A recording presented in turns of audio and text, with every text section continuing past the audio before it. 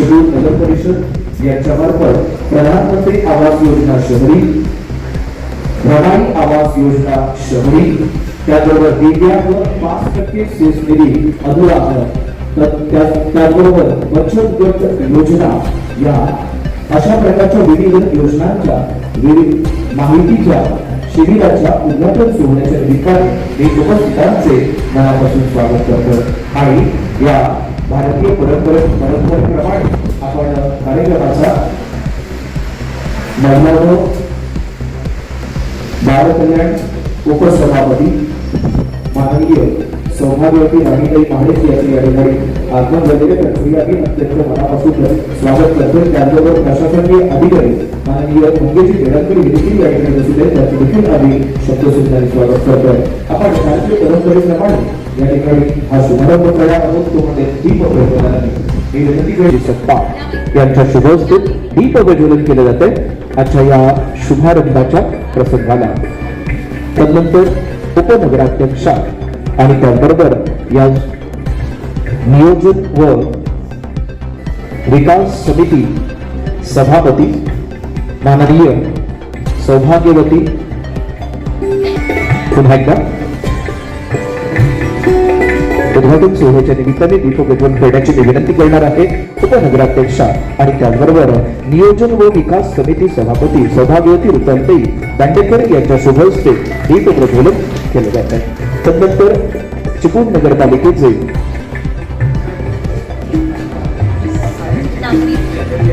करण्याची मी विनंती करणार आहे माननीय संजयजी जाधव यांना। आणि त्यानंतर प्रथम पहा, आम्ही नागरिकांना खूप महत्त्व देतो, जर हे नागरिकच नसते तर ही व्यवस्था का, या सगळ्यांचाच विचार करून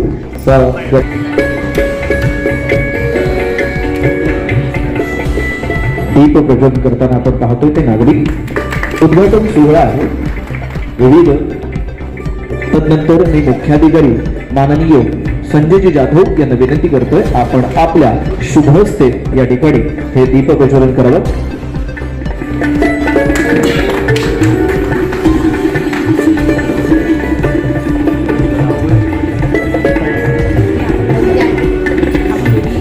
रानडे मॅडम आणि कदम मॅडम अर्थातच विद्यमान अशा प्रकारच्या दोन्ही नगरसेविका यांच्या शुभ हस्ते या ठिकाणी दीप प्रज्वलन केले जातं।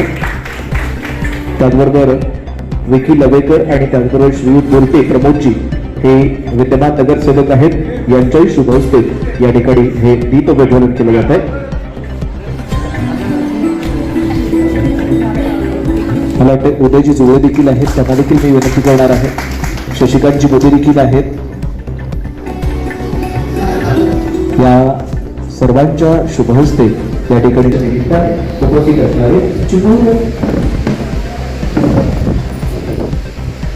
चिपळूण नगरपालिकेचे विद्यमान नगराध्यक्ष माननीय उदयजी सत्ता यांचा यथोचित मानसन्मान केला जातो। या समितीच्या मध्ये नियोजन व विकास समिती सभापती आणि चिपळूण नगरपालिकेच्या उपनगराध्यक्षा रुपालीताई दांडेकर यांच्या शुभ हस्ते या ठिकाणी हे स्वागत केले जात आहे। माननीय उदयजी सत्ता खरंतर आपल्या पालिकेमध्ये निवडून केल्याचा विक्रमी यांच्या नावावरती आहे आणि त्याचबरोबर अनेक कामं स्वागत करण्याची मी विनंती करणार आहे। उदयजी सत्ता यांना विनंती करतो, आपण आपल्या शुभ हस्ते हे स्वागत करावं। त्यानंतर खरंतर नावाप्रमाणे अत्यंत चांगल्या पद्धतीने काम करणारे प्रचंड अनुभव म्हणजे दांडगा अनुभव दांडेकरांच्या पाठीमागे आहे, अशा प्रकारच्या दांडेकर मॅडमचं स्वागत झालं। त्यानंतर पहा, आपल्या चिपळूण नगरपालिकेचे मुख्याधिकारी माननीय संजयजी जाधव यांचाही या ठिकाणी यथोचित मानसन्मान केला जातो आणि हा मानसन्मान करण्याची विनंती करणार आहे। विकी लवेकर यांना विनंती करतो, आपण आपल्या शुभ हस्ते हा सन्मान करावा। विकीजी लवेकर आहेत, परंतु तिकडे कोण आहेत तर संजयजी आहेत जाधव यांचे या ठिकाणी स्वागत केले जाते। त्यानंतर आजच्या या कार्यक्रमाकरिता उपस्थित असणारे जे आपले ज्येष्ठ आहेत आणि त्याचबरोबर परखड देखील आहेत, देखणी देखील उत्तम आहेत, अशा प्रकारचे नगरसेवक माननीय शशिकांतजी मोदी यांचंही या ठिकाणी स्वागत केलं जातं। नगरसेवक प्रमोदजी बोलते यांना विनंती करतो, आपण आपल्या शुभ हस्ते स्वागत करावं। त्यांच्या लेखणीतून अनेक आपण प्रश्न आणि जनतेकरिता हे सदैव तत्पर असतात, अशा प्रकारचे व्यक्तिमत्व आहे। त्यानंतर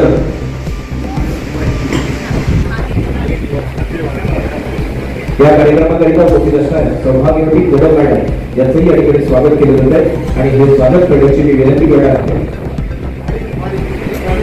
सौभाग्यवती वाडी उपसभापती तेव्हा त्यानंतर आजच्या कार्यक्रमाकरिता उपस्थित असणारे माननीय उदयजी जोड यांचंही या ठिकाणी स्वागत केले जाते मी विनंती करणार आहे विकीजी दवेकर यांना विनंती करतो आपण आपल्या शुभहस्ते नगरसेवक उदयजी जोड यांचा निश्चित पाहण्याचा करावा तदनंतर आजच्या कार्यक्रमाकरिता उपस्थित असणाऱ्या सभापती राणीताई माडी नगरसेविका आणि महिला व बालकल्याण उपसभापती यांचंही या ठिकाणी स्वागत केलं जात आहे आणि हे स्वागत करण्याची मी विनंती करणार आहे विकीजी दवेकर यांच्या शुभहस्ते तदनंतर पहा या कार्यक्रमाच्या निमित्ताने उपस्थित असणाऱ्या सौभाग्यवती जाधव मोहिते मॅडम नगरसेविका यांचंही या ठिकाणी स्वागत केलं जात आहे आणि हे स्वागत करण्याची विनंती करणार आहे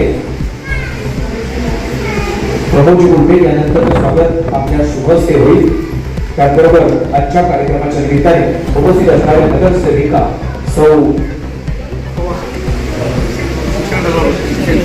शिक्षण सभापती सौभाग्यवती पवार मॅडम यांचंही या ठिकाणी स्वागत केलं जात आहे प्रमोदजी गुंडे यांना विनंती आहे आपण आपल्या शुभहस्ते या ठिकाणी स्वागत करावं आणि त्यानंतर पहा स्वीकृत अशा प्रकारचे नगरसेवक माननीय विकी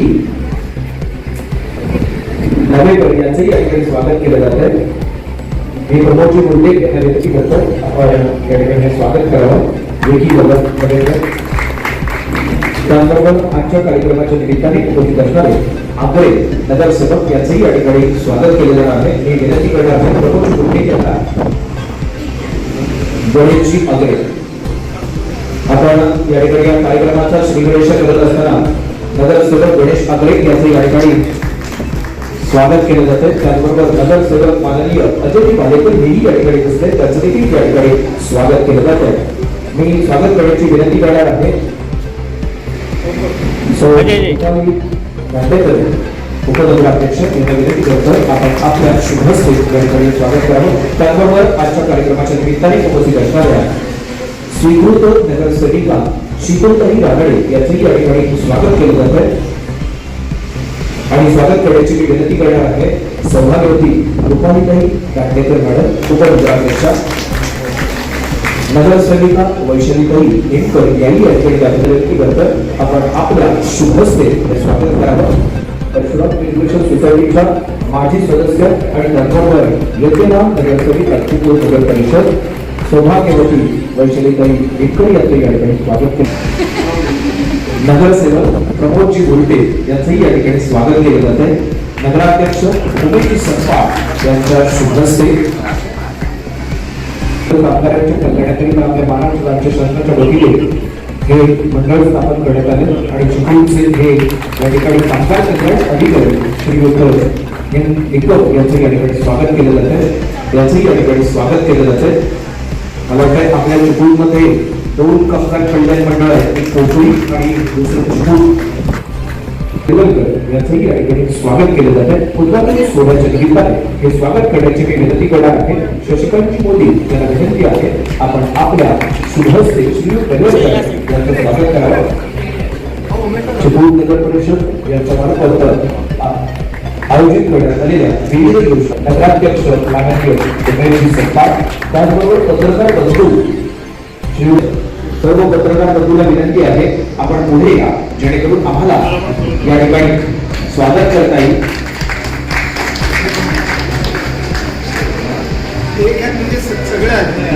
प्रातिनिधिक स्वरूपात पत्रकारांच्या वतीने त्यांचं स्वागत स्वीकारताना शकील तापे आहेत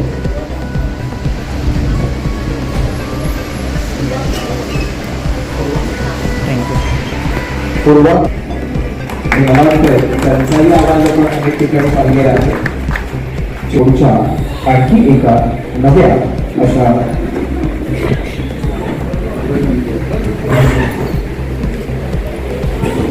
प्रधान आवास योजना शहरी 3.5% सेस निधी अनुदान त्याचबरोबर बचत गट योजना या विविध शासनाच्या योजनांचे माहितीच्या शिबिराच्या उद्घाटन सोहळ्याच्या निमित्ताने या सोहळ्याचे आपण प्रास्ताविक करण्याची विनंती करणार आहे उपनगराध्यक्ष आणि त्याचबरोबर या समितीच्या सभापती सौभाग्यवती यांची विनंती करतो आपण या ठिकाणी थोडक्यात प्रास्ताविक करावं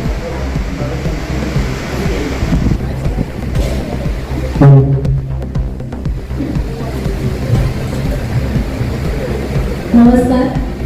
सर्वप्रथम मी दिलगिरी व्यक्त करते की इथे उपस्थित असलेले माझ्या काही मुली त्या लवकर आहे, पण मला असं वाटतं की थोड्याच वेळात आपल्याला इथे बसून निवांत छान हा सगळा कार्यक्रम आपल्याला माहिती सगळी व्यवस्थित तुम्हाला घेता येईल.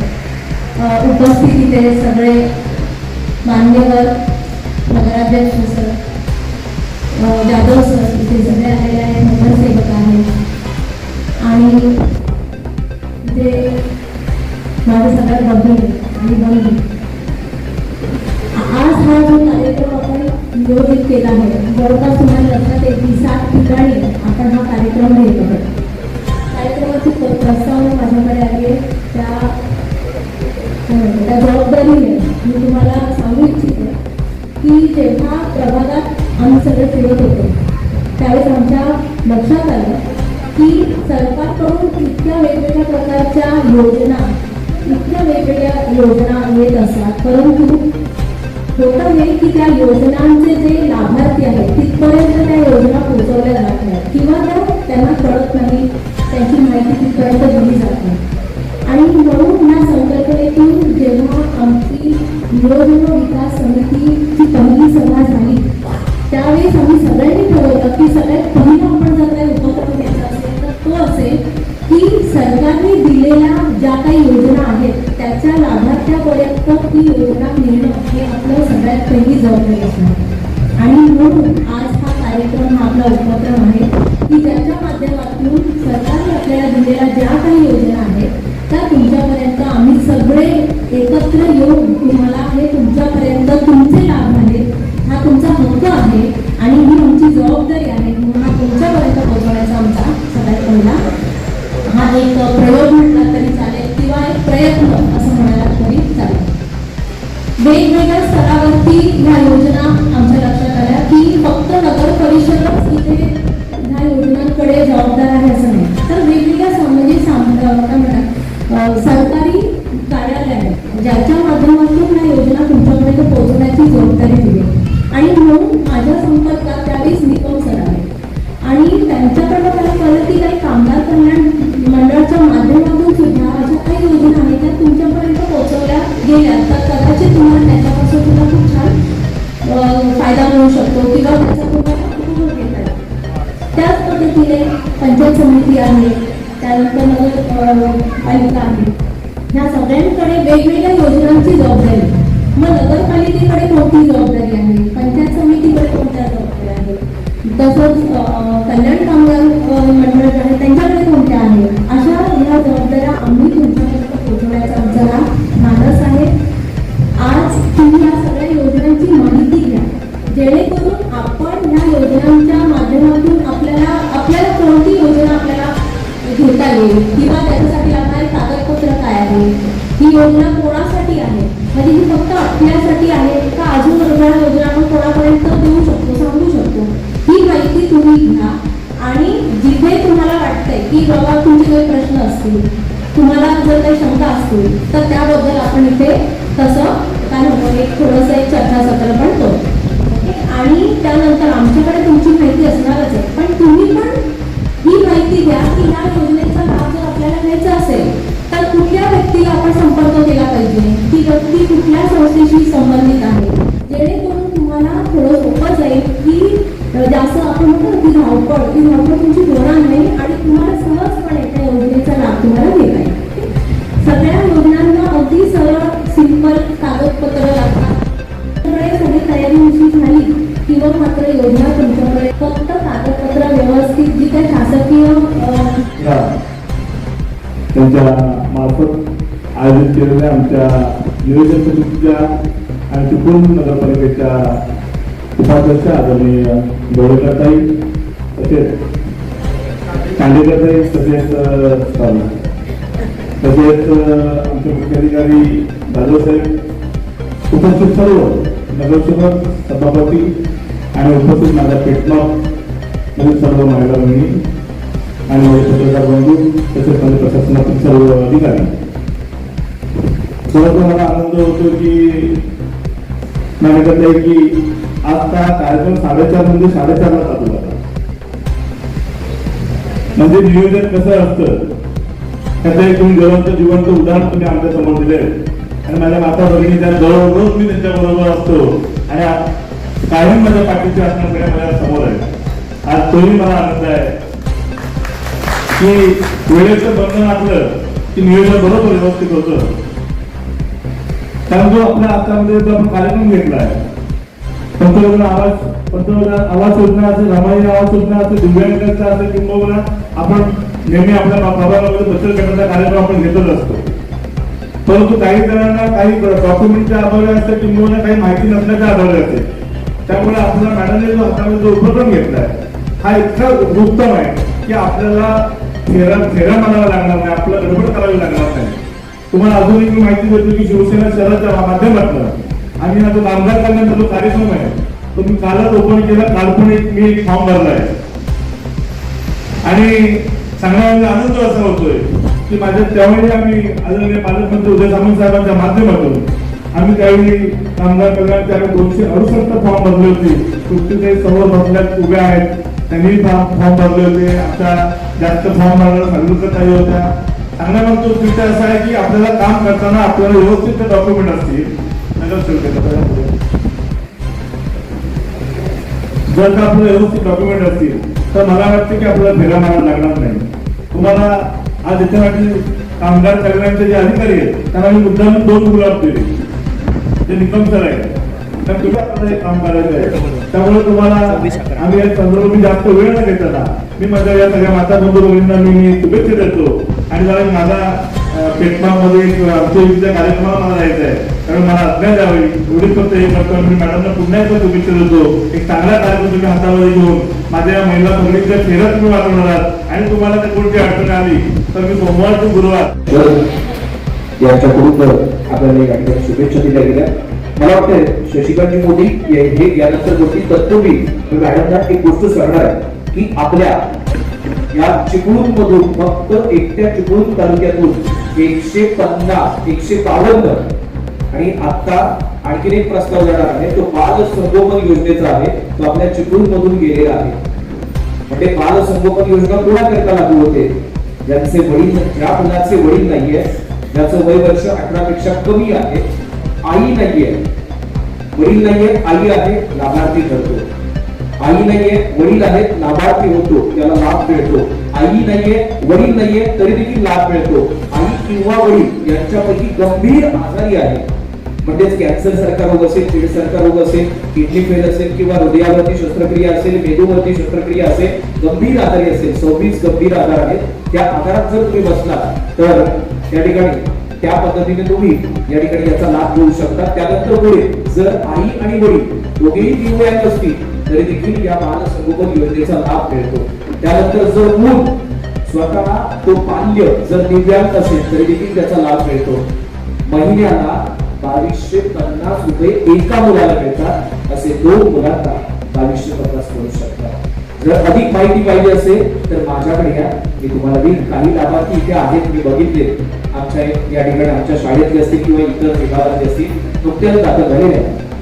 नगरसेविका अंजलीताई कदम यांचंही या ठिकाणी स्वागत केलं जात आहे आणि स्वागत करण्याची विनंती करणार आहे सौभाग्यवती दांडेकर मॅडम, उपनगराध्यक्ष, सभापती नियोजन व नियोजन समितीच्या. त्यानंतर त्याबरोबर या ठिकाणी उपस्थित झालेल्या रोहिताई खेडेकर यांचंही या ठिकाणी स्वागत केलं जात आहे. अर्थातच पूर्वाश्रमीच्या जाधव मॅडम यांना विनंती करतात आपण आपल्या शुभस्ते या ठिकाणी स्वागत करावं. त्यानंतर या ठिकाणी आपल्याला मार्गदर्शन करतील. आमच्या मी मगाशी जी माहिती सांगितली बाल संगोपन योजनेकरिता मला विशिष्ट अशा प्रकारचा पाठिंबा दिला आणि जेव्हा जेव्हा आपल्याला रहिवासी दाखला आणि वर्तवणुकीचा दाखला हे प्रश्न माझ्यासमोर उभे राहायचे त्यावेळेला विशेष अशा प्रकारचे योगदान देणारे शशिकांतजी मोदी यांना विनंती करतोय आपण या ठिकाणी आपण मार्गदर्शन करावं.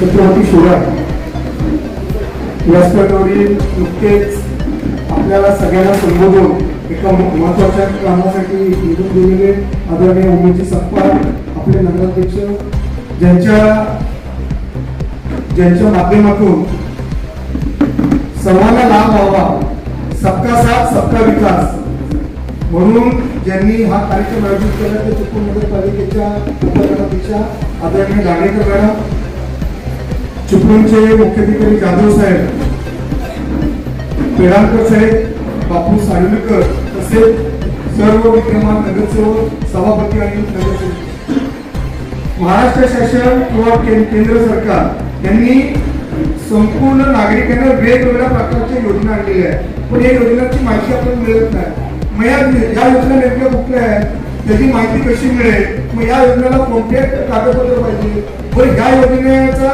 फॉर्म भरताना त्याला फी नेमकी किती आहे. तर आता काय झालं मॅडम, चिपळूणमध्ये काही व्यक्ती आहेत तर ते अपंगाचा दाखला काढायचा असेल तर 1,500-2,000 रुपये घेतात, होय ना, होय की नाही. तर हा जो तुमचा खर्च आहे, हा खर्च तुमचा कमी व्हावा. म्हणजे विधवांना जी संजय गांधी निराधार योजना आहे तर त्या योजनेचा फॉर्म भरायला काय 1,000 रुपये घेतात, होय की नाही. हे तुमचे पैसे आहेत. हे पैसे कोणत्याही परिस्थितीत, हे पैसे तुमचे कोणत्याही परिस्थितीमध्ये खर्च होऊ नये.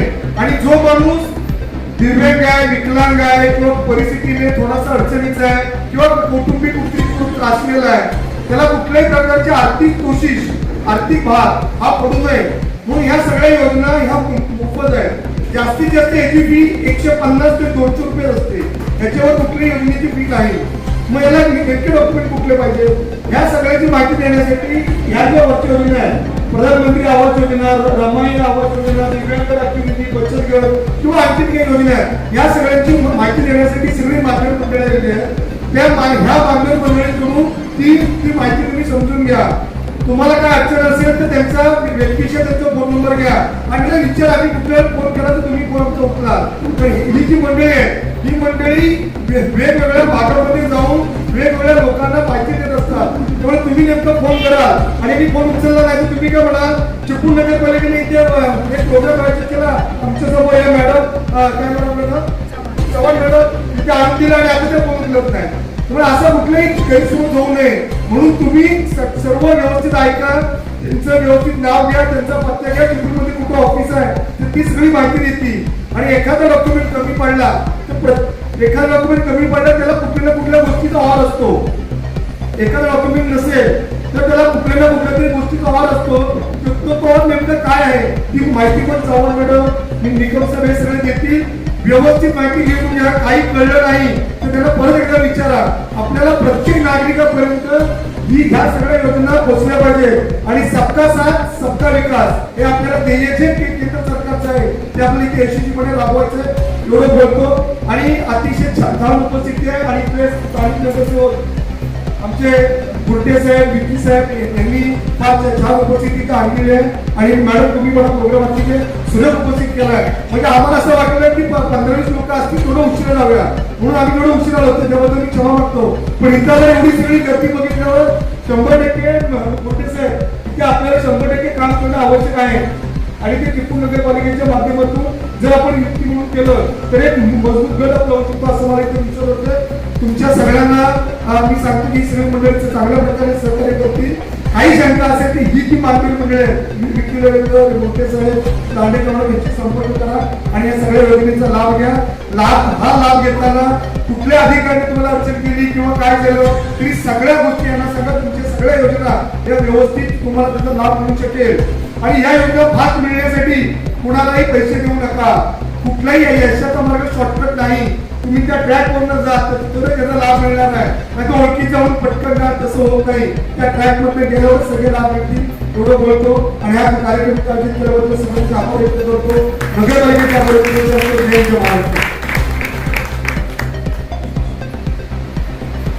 असं म्हटलं जातं की समज आणि गैरसमज, समज आणि गैरसमज, मत समजो लेकिन गलत मत समजो हे वाक्य खूप महत्वाचं आहे. आताच्या भारताचा हा थोडक्यात मी आशय तुम्हाला सांगितला. त्यानंतर नुकतेच या ठिकाणी उपस्थित झालेले आणि मला वाटते सर्वात कमी वयाचे नगरसेवक माननीय संजयजी गोता यांचं या ठिकाणी स्वागत केले जाते. आणि स्वागत करण्याची मी विनंती करणार आहे शशिधरजी मोदी नगरसेवक यांनी आपल्याला संबोधित केले. संजय गोता तरुण तडफदार क्रीडा क्षेत्रावरती यांचं अधिक प्रेम आहे अशा प्रकारचे हे नगरसेवक. तदनंतर आजच्या या कार्यक्रमाकरिता उपस्थित असणाऱ्या भारतीय जनता पार्टीच्या पदाधिकारी सौ सारिकाताई भावे यांना विनंती करतो आपलं स्वागत करण्याकरिता आपण मंचावरती यायचं आहे. भावे मॅडम आणि हे स्वागत करण्याची मी विनंती करणार आहे रोहिताई खेडे यांना विनंती आहे आपण आपल्या शुभहस्ते ते स्वागत करावं. त्याबरोबर सौ देवळेकर आपणही या ठिकाणी या बरोबर मंचाच्या दिशेने यायचं आहे. सौ देवळेकर मॅडम भावे मॅडम या ठिकाणी येत आहे. कारण मनामध्ये चांगले भाव असतील तर आपले पावलं किती. राजूजी विखारे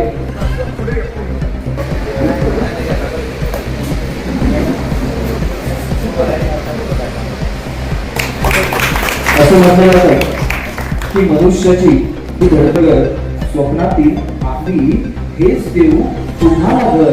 ते प्रधानमंत्री आवास योजना शहरी असेल किंवा रमाई आवास योजना शहरी असेल या माध्यमातून. त्यानंतर बघा दुसरी गोष्ट पहा, उभारतो आम्ही उभारत आहोत चिपळूणमध्ये दिव्यांग बांधवांसाठी दिव्यांग भवनापोटी घर.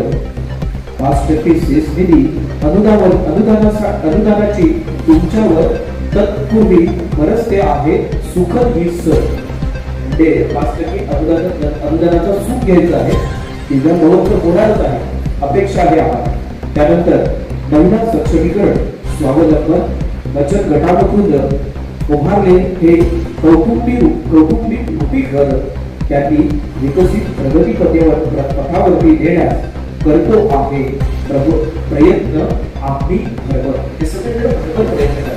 त्यामुळे तुम्ही या सगळ्या योजनांचा लाभ घ्या. पुढे बघा बचत गट म्हटलेला आहे आणि DAYNULF माहिती आहे काय असं कोणाला? काय नाही समजूया.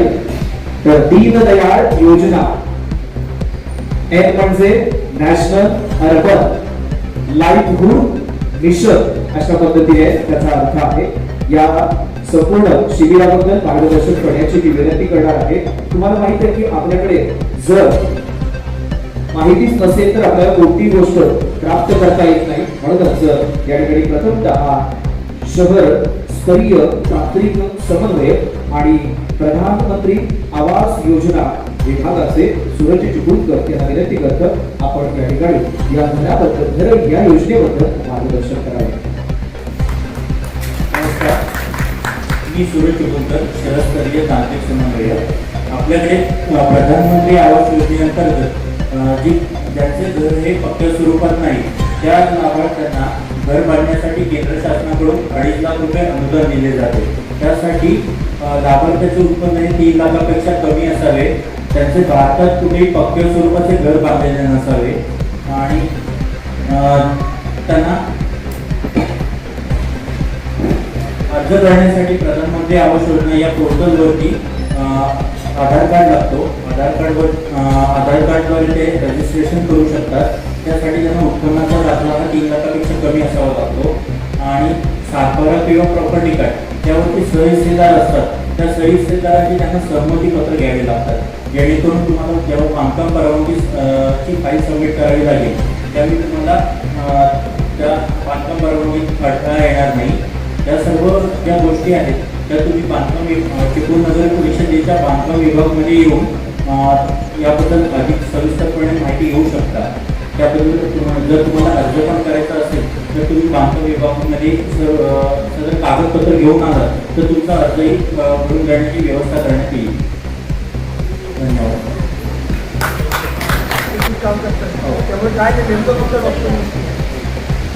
सध्या आपल्याकडे एक अडचण येते अर्ज करताना जी सातबारा किंवा प्रॉपर्टी कार्ड असतो त्यावरती सहिस्सेदार खूप असतात. तर त्यावरती आपण काय करू, जर तुम्हाला वारस तपास करून द्यायचा असेल तर आपण प्रांत ऑफिसमधून तहसीलदार ऑफिसमधून तुमची तपासणी करून घेऊ शकतो आणि तुमचं संमतीपत्र तयार करून घ्यायचं असेल तर त्यासाठी आपण मदत करून घेऊ शकतो. एक महत्त्वाचं अडचण अशी येते की उत्पन्नाचा दाखला लगेच मिळत नाही, उपलब्ध होत नाही. तर त्यासाठी आपल्याकडे एक एनेक्सर उपलब्ध आहे. तो फॉर्म भरून दिला तर तुम्हाला उत्पन्नाचा दाखला लगेच सबमिट करण्याची गरज नाही. तोच अर्ज फक्त भरून द्या, म्हणजे तुमच्या उत्पन्नाचा दाखला त्या स्वरूपात तुम्हाला उपलब्ध होऊन जाईल. फी अर्ज भरण्यासाठी कोणतीच अशी फी नाहीये. तुम्ही सर्व कागदपत्र जर बांधकाम विभागामध्ये घेऊन आलात, साधारणतः अर्ज करण्यासाठी तुम्हाला अर्जदाराचा आधार कार्ड लागतो. त्यांचे आई वडील जर हयात असतील तर त्यांचे आधार कार्ड लागतात. कुटुंबातील प्रत्येकाचं आधार कार्ड लागतं आणि अर्जदार करणार आहे त्याचं उत्पन्नाचा दाखला लागतो. राष्ट्रीयकृत बँकेचं पासबुक लागतं आणि जेवढे आधार कार्ड जेवढे उत्पन्नाचा दाखला एवढे सगळे कागदपत्र जर घेऊन आलात तर तुमचं अर्ज निःशुल्क भरून घेण्यात येईल. ते नागरिक संबंधित म्हणून मी काम करतोय. माझ्याकडे जर सर्व कागदपत्र घेऊन आलात तर तुमचा निःशुल्क अर्ज भरून देण्यात येईल. हो, सदर योजनेचं बॅनर जे कागदपत्र लागतात आणि पात्रतासाठी जे निकष आहेत त्यांचे बॅनरवरती सगळी माहिती दिलेली आहे. त्याचा फोटो काढून घ्या आणि आता माझा नंबर आहे तो नोट डाऊन करून घ्या. तुम्हाला जर या योजनेअंतर्गत अधिक माहिती हवी असेल तर तुम्हाला या योजनेअंतर्गत माहिती देण्यात येईल. माझा मोबाईल नंबर आहे 8087.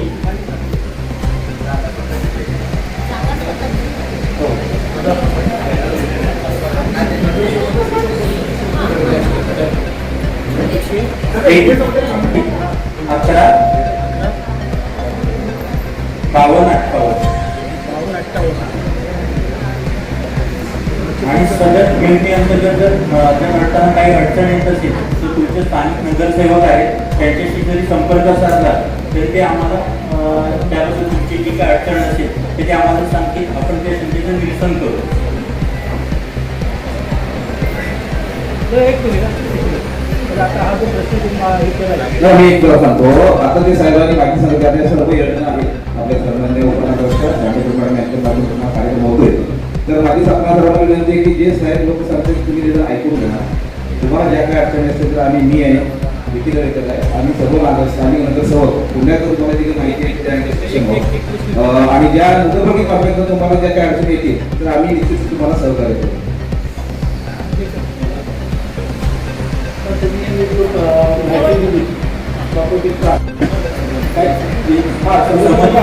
तुम्हाला प्राप्त असेल ना, जे उघडदार असतील त्यांची जर तुम्हाला संमतीपत्र प्राप्त असेल तर तुम्ही अर्ज करू शकता.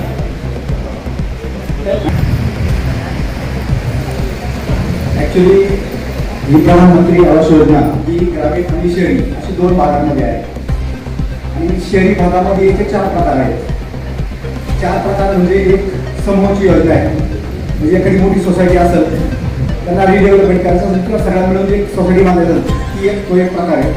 नंतर वैयक्तिक लाभार्थी म्हणजे तुमची स्वतःची जमीन आहे किंवा स्वतःच्या मालकीच्या नावावर घर आहे तर तुम्ही स्वतःच्या नावावर किंवा तुमचे संमतीदार असतील बाकीचे त्यांनी जर संमती दिली तुम्ही स्वतःच्या नावावर बांधू शकता. तिसरा महत्त्वाचा म्हणजे ज्यांचे फ्लॅट आहे फ्लॅटवाले पण या योजनेचा लाभ घेऊ शकता. पण त्याच्यामध्ये प्रमाण कसं आहे, तुम्ही समजा 10 लाखाचा फ्लॅट घेतला, ठीक आहे, तुमचा तो पहिला घर पाहिजे, बाकीचं घर फक्त घर नको आहे, तुम्हाला 2.5 लाख रुपये अनुदान शासन देईल. उरलेले पैसे तुम्हाला स्वतः द्यायला लागतील. असे 3-4 प्रकारचे अर्ज आहेत. त्यात महत्त्वाचा जो आपण ग्रामीण भाग किंवा चिपळूण सारख्या शहरामध्ये जो आपण जास्त वापर करतो तो वैयक्तिक लाभार्थी म्हणजे BLBC असा तो आहे.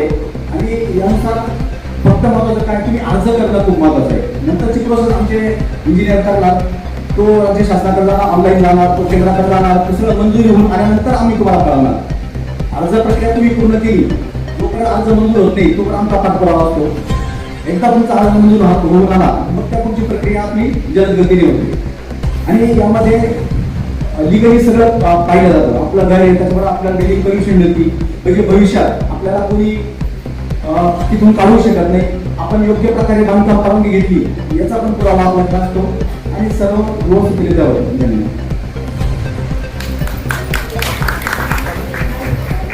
आपल्याला जर या योजनेचा लाभ घ्यायचा असेल तर एकूण 4 प्रकार आहेत. हे सगळ्यात डोक्यात लक्षात ठेवा.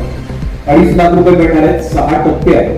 या 6 टप्प्यानंतरच तुम्हाला ते 2.5 लाख तुमच्या बरोबर अकाउंट वरती काय करतो तर माहिती देतो आणि ती माहिती घेऊन त्या कागदपत्रांसह पंजीकृत करणं. नमस्कार, मी रविकांत सातपुते, बांधकाम विभाग, चिपळूण नगर परिषद.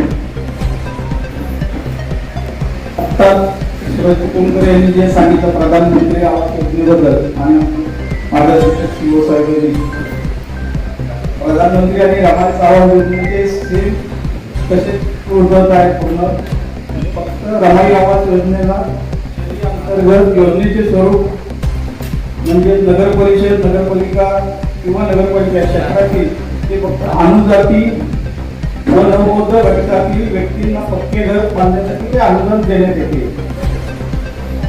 त्यांची घराची साधारण मर्यादा 2.5 लाखच आहे. जसं प्रधानमंत्रीमध्ये सांगितले आवास योजनेमध्ये तसंच या आवास योजनेमध्ये पण तसंच सेमच आहे.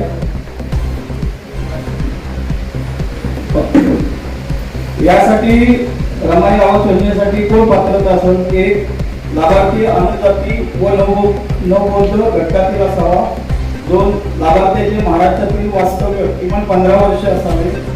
3 वार्षिक उत्पन्न मर्यादा नगरपालिका क्षेत्रातील 3 लाखाच्या मर्यादित आहे. शक्यतो लाभार्थ्याची स्वतःची जागा असावी अथवा स्वतःचे घर असलेल्या ठिकाणी ते घर बांधणे अनुदान देण्यात येईल. 5 सदर योजनेचा लाभ कुटुंबातील फक्त एकाच व्यक्तीस देण्यात येईल. 7 शासनाच्या इतर गृहनिर्माण योजनेचा लाभ घेतलेला नसावा. म्हणजे तुम्ही जर एका प्रधानमंत्री आवास योजनेचा लाभ घेतला असेल तर तुम्हाला तो रमाई आवास योजनेचा लाभ मिळू शकत नाही किंवा रमाई आवास योजनेचा लाभ घेतला असेल तर प्रधानमंत्रीचा मिळू शकणार नाही. आणि त्यासाठी जी कागदपत्र आवश्यक आहेत ते बॅनरवरच सगळी कागदपत्र हे दिलेलं आहे. काय काय कागदपत्र लागतील ते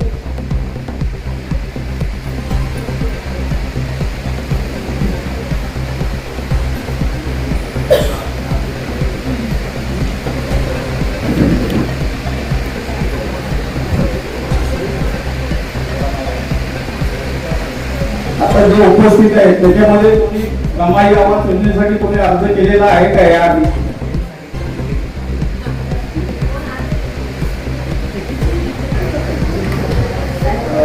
खर तर रमाई आवास योजना ही खूप जुनी आहे. पहिले हिचं नाव गरीब वस्ती सुधार योजना असं होतं आणि आता त्यानंतर ते रमाई आवास योजना केलेलं आहे. दोन्ही रमाई आवास योजना असताना आपला प्रश्न पडेल की प्रधानमंत्री आवास योजना का सुरू केली? तर रमाई आवास योजना ही फक्त अनुसूचित जाती म्हणजे एससी कॅटेगरीचे जे जनतेकडे टाकले फक्त त्यांच्यासाठी लागू राहील. आणि आता फक्त एससी साठी किंवा मग आदिवासी विकास योजनामधून एससी साठी या योजना सरकारच्या पूर्वीपासून होत्या. मग आता ह्या फक्त एससी आणि एसटी साठी योजना असल्याने ओपनवाल्यांना काबड नको बा, जे जनरल मध्ये त्यांना काबड योजना नको म्हणून प्रधानमंत्री आवास योजना नंतर सुरू करण्यात आली. आता या योजनेमध्ये सर्वात महत्त्वाचं काय आहे तर रमाई आवास योजनेमध्ये सुद्धा प्रधानमंत्री आवास योजना स्वतःचं घर पाहिजे, तर घर पाहिजे त्या स्वतःची नावाची जागा पाहिजे. परत निकष सगळे कशाचे तर त्याने संमती पाहिजे किंवा स्वतःचा भोगवटा पाहिजे. हे सगळ्यात महत्त्वाचं म्हणजे याच्यामध्ये महत्त्वाचा निकष हा आहे का ती जागा कमीत कमी 269 स्क्वेअर फीट पाहिजे. म्हणजे कमीत कमी 270 स्क्वेअर फीटचं घर असेल तर आपल्याला रमाई आवास योजनेचा लाभ घेता येईल. याच्यामध्ये पण अनुदान अडीच लाखाचे. पण याच्यामध्ये कागदपत्रांची थोडी हे कमी आहे कारण ही योजना आपल्या जिल्हाधिकाऱ्यांकडून मंजूर होती. म्हणजे नगरपालिकेकडे अर्ज करायचा, सगळे डॉक्युमेंट द्यायचे, जिल्हा समिती पुढे हा अर्ज जातो. जिल्हा समिती मंजूर केल्यानंतर हा आपला अर्ज मंजूर झाल्यानंतर आपल्याला बांधकाम करण्याची परवानगी मिळते. आणि हे अनुदान आपल्या 2 टप्प्यातच मिळतं. जसं प्रधानमंत्रीमध्ये 6 टप्प्यात मिळतं तसं हे 2 टप्प्यात मिळतं. काही अडचण असेल तर विचारा. नमस्कार, दिव्यांग व प्रवृत्ती नगर परिषद. मी आज आपल्याला 5% दिव्यांगचे जे स्थानिक स्वराज्य संस्थेकडून वितरण केले जाते याबद्दल माहिती देणार आहे. सर्वप्रथम दिव्यांग व्यक्तींनी 1 एप्रिल पासून अर्ज करायचे आहे. यासाठी लागणारी कागदपत्रे ही आपल्याला UDID सर्टिफिकेट जे आपल्याला सिव्हिल सर्जन कडून मिळेल रत्नागिरीमधून. त्यानंतर युनिक डिझॅबिलिटी कार्ड ज्याला आपण UDID कार्ड म्हणतो. UDID कार्ड त्यामध्ये थोडीशी दुरुस्ती करतो. पहिल्यांदा वैश्विक कार्ड असतो म्हणजे त्याला आपण UDID कार्ड म्हणतो, आय कार्ड असतं आपण त्याचं, आणि सर्टिफिकेट हा फरक आहे. बरोबर बोलतोय सर आपण. त्याला UDID सर्टिफिकेट तसेच युनिक डिझॅबिलिटी कार्ड असं म्हटलं जातं. त्यानंतर आधार कार्ड, रेशनिंग कार्ड हे आपल्याला चिपळूण नगर परिषदे हद्दीमधील रहिवासी असलेल्याचा पुरावा आहे, त्यामुळे ते तिथलेच असावे लागेल. तर नंतर बँक खाते, हे बँक खाते जो व्यक्ती दिव्यांग आहे त्या दिव्यांगाच्या नावाचे असले पाहिजे.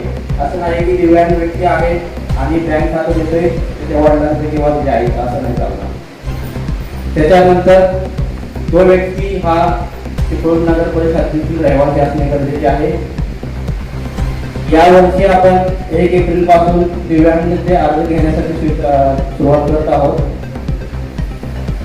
एप्रिल ते मे असे 2 महिने आपण ठेवलेले आहेत. 2 महिन्यामध्ये आपण अर्ज करावे. ज्या लोकांचा याच्यामध्ये डॉक्युमेंटची काही कमी पेशी असेल त्यांच्यासाठी आपण उर्वरित काळ डॉक्युमेंटची परिपूर्तता करण्यासाठी देत आहोत. तसेच आपण गेल्या वर्षीचा ज्यांनी अर्ज केलेले त्यांना अजून निधी वितरण झालेलं नाही. तो निधी वितरित आपल्याला संवितरण समितीची मंजुरी आल्यानंतर तो वितरित करायला आपण सुरुवात करत आहोत. तरी अजून कुणाला याबद्दल काही माहिती पाहिजे असेल तर नगरपालिकेच्या दिव्यांग कार्यालयात यावे आणि माहिती घ्यावी. सर, हा एकूण निधी किती आहे? निधी किती आहे? एकूण निधी गतवर्षीचा आणि या वर्षीचा. पण 2025-26 मध्ये दिव्यांगांसाठी आपण 17 लाखाचा निधी वितरित करत आहोत आणि 26-27 साठी ते याचं टार्गेट वाढवून 26 लाखाचा निधी आपण वितरित करत आहोत. कोणाकोणाला आणि कोणत्या प्रकारचा लाभ मिळू शकतो?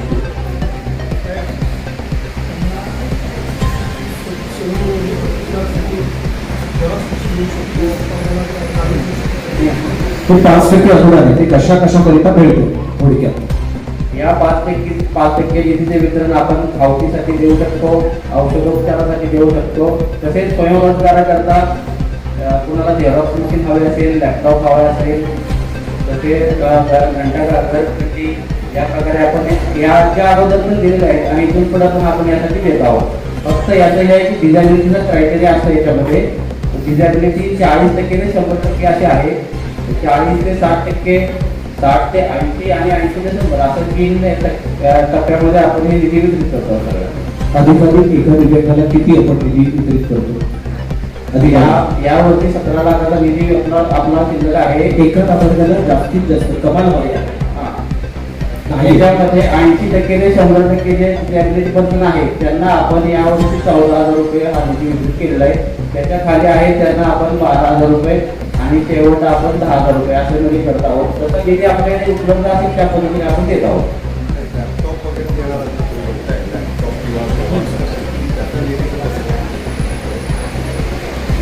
लॅपटॉप हा आपण मुळात कसं आहे, एखादा अंध व्यक्ती असेल तर लॅपटॉपची मागणी नाही करू शकत. अल्पदृष्टी पण करू शकतो.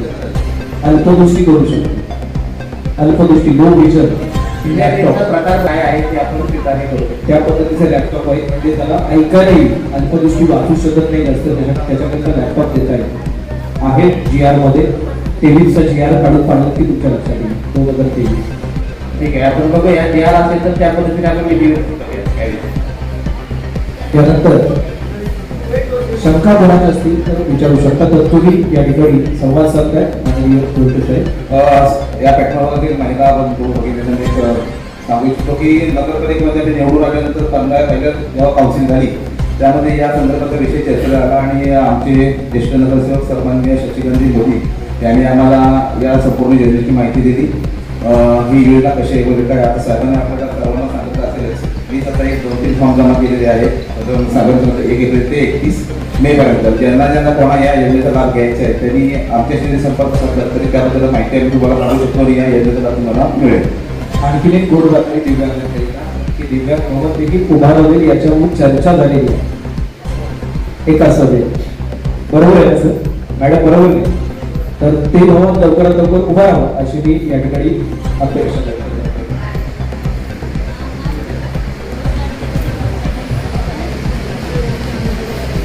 खरं तर निधी नगरपालिकेच्या निधीच्या 5% म्हटला जातो.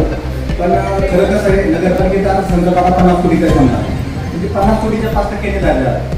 त्याच्यातून आपला भांडवली जो अर्थसंकल्प असतो तो वजा होतो, नंतर आस्थापना खर्च वजा होतो आणि जे निव्वळ उत्पन्न होतं नगरपालिकेचं त्याच्यावर 5% हा निधी वितरित केला जातो. त्याच्यामुळे काय होतं, हा निधी नगरपालिकेचं बजेट जरी जास्त असलं तरी आपल्याला मर्यादा 5% ही खूप कमी होते आपली. आणि यामध्ये कसं आहे, आपण जेवढे आपल्याकडे अर्ज येतील नगरपालिकेकडे आपण सगळ्यांना लाभ द्यायचा असतो. आता काय होतं, काही नगरपालिकामध्ये 4 किंवा 10 अर्ज येतात, पण आपल्या नगरपालिकेमध्ये 172 अर्ज आले. काय होतं, आमच्याकडे अनुदान सगळं 14 लाख आहे. आता आम्हाला 14 लाख रुपये जर अनुदान द्यायचं तर ते 170 जणांमध्ये वाटायचं आहे. मग त्याचं वाटप कसं करायचं, जी आर मध्ये लिहिलेले एखादा म्हणजे सिलाई मशीन देऊ शकतो, एखादा फोटोग्राफी कॅमेरा देऊ शकतो, कम्प्युटर देऊ शकतो आपण. तर मग काय होतं, याच्या किमती कमी जास्त होतात. आणि मग काय होतं, एकाला मोठी वस्तू मिळाली, एकाला छोटी वस्तू मिळाली, म्हणून मग आपण काय करतो, शक्यतो हे अनुदान 3 कॅटेगरी आपण त्याच्यामध्ये साहेबांनी सांगितलं 40 ते 60%. 40% खाली आपलं अनुदान देय नाही, 40% हँडिकॅपच्या खाली, 40 ते 60, 60 ते 80 आणि 80 ते 100 अशा 3 प्रकारे आपण कॅटेगरी करतो. आणि 40 ते 60 पेक्षा थोडा लाभ 60 ते 80 जास्त देतो, आणि 60 ते 80 ते 100 त्यापेक्षा थोडा जास्त लाभ देतो. याप्रमाणे आपण शक्यतो समान वाटपाचं धोरण ठेवतो आणि त्याप्रमाणे कारवाई करतो.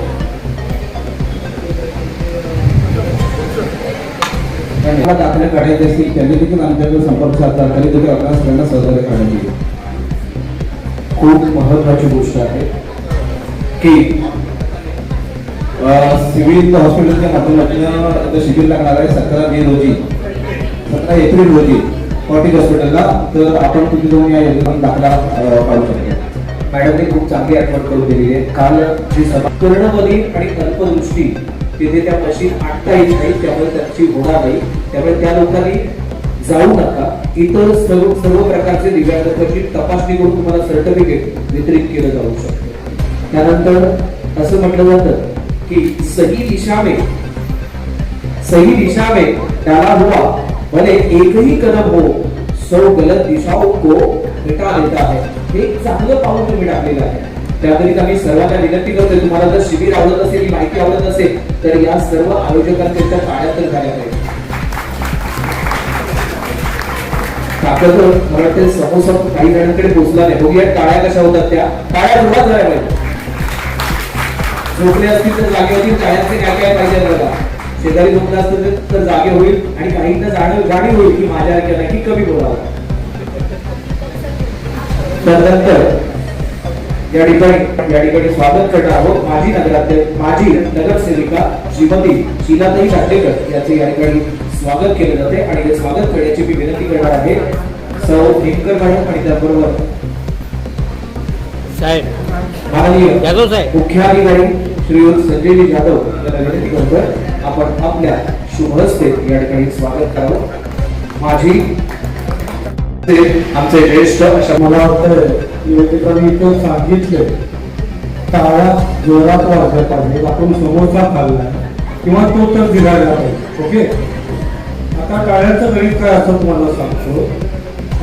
सुरुवात करण्यापूर्वी या कार्यक्रमाच्या आयोजिका शिरूरमध्ये परिषदेच्या उपनगराध्यक्षा माननीय कृपाली दांडेकर मॅडम, या कार्यक्रमाचे अध्यक्ष माननीय संपाळ होते ते आता बाहेर गेले आहेत.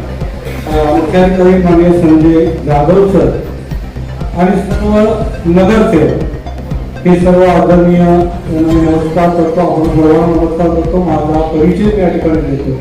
मी राजेंद्र निकम, कामगार कल्याण अधिकारी चिपळूण. ओके, आता कामगार हा संघटित आणि असंघटित असा 2 क्षेत्रामध्ये गेला.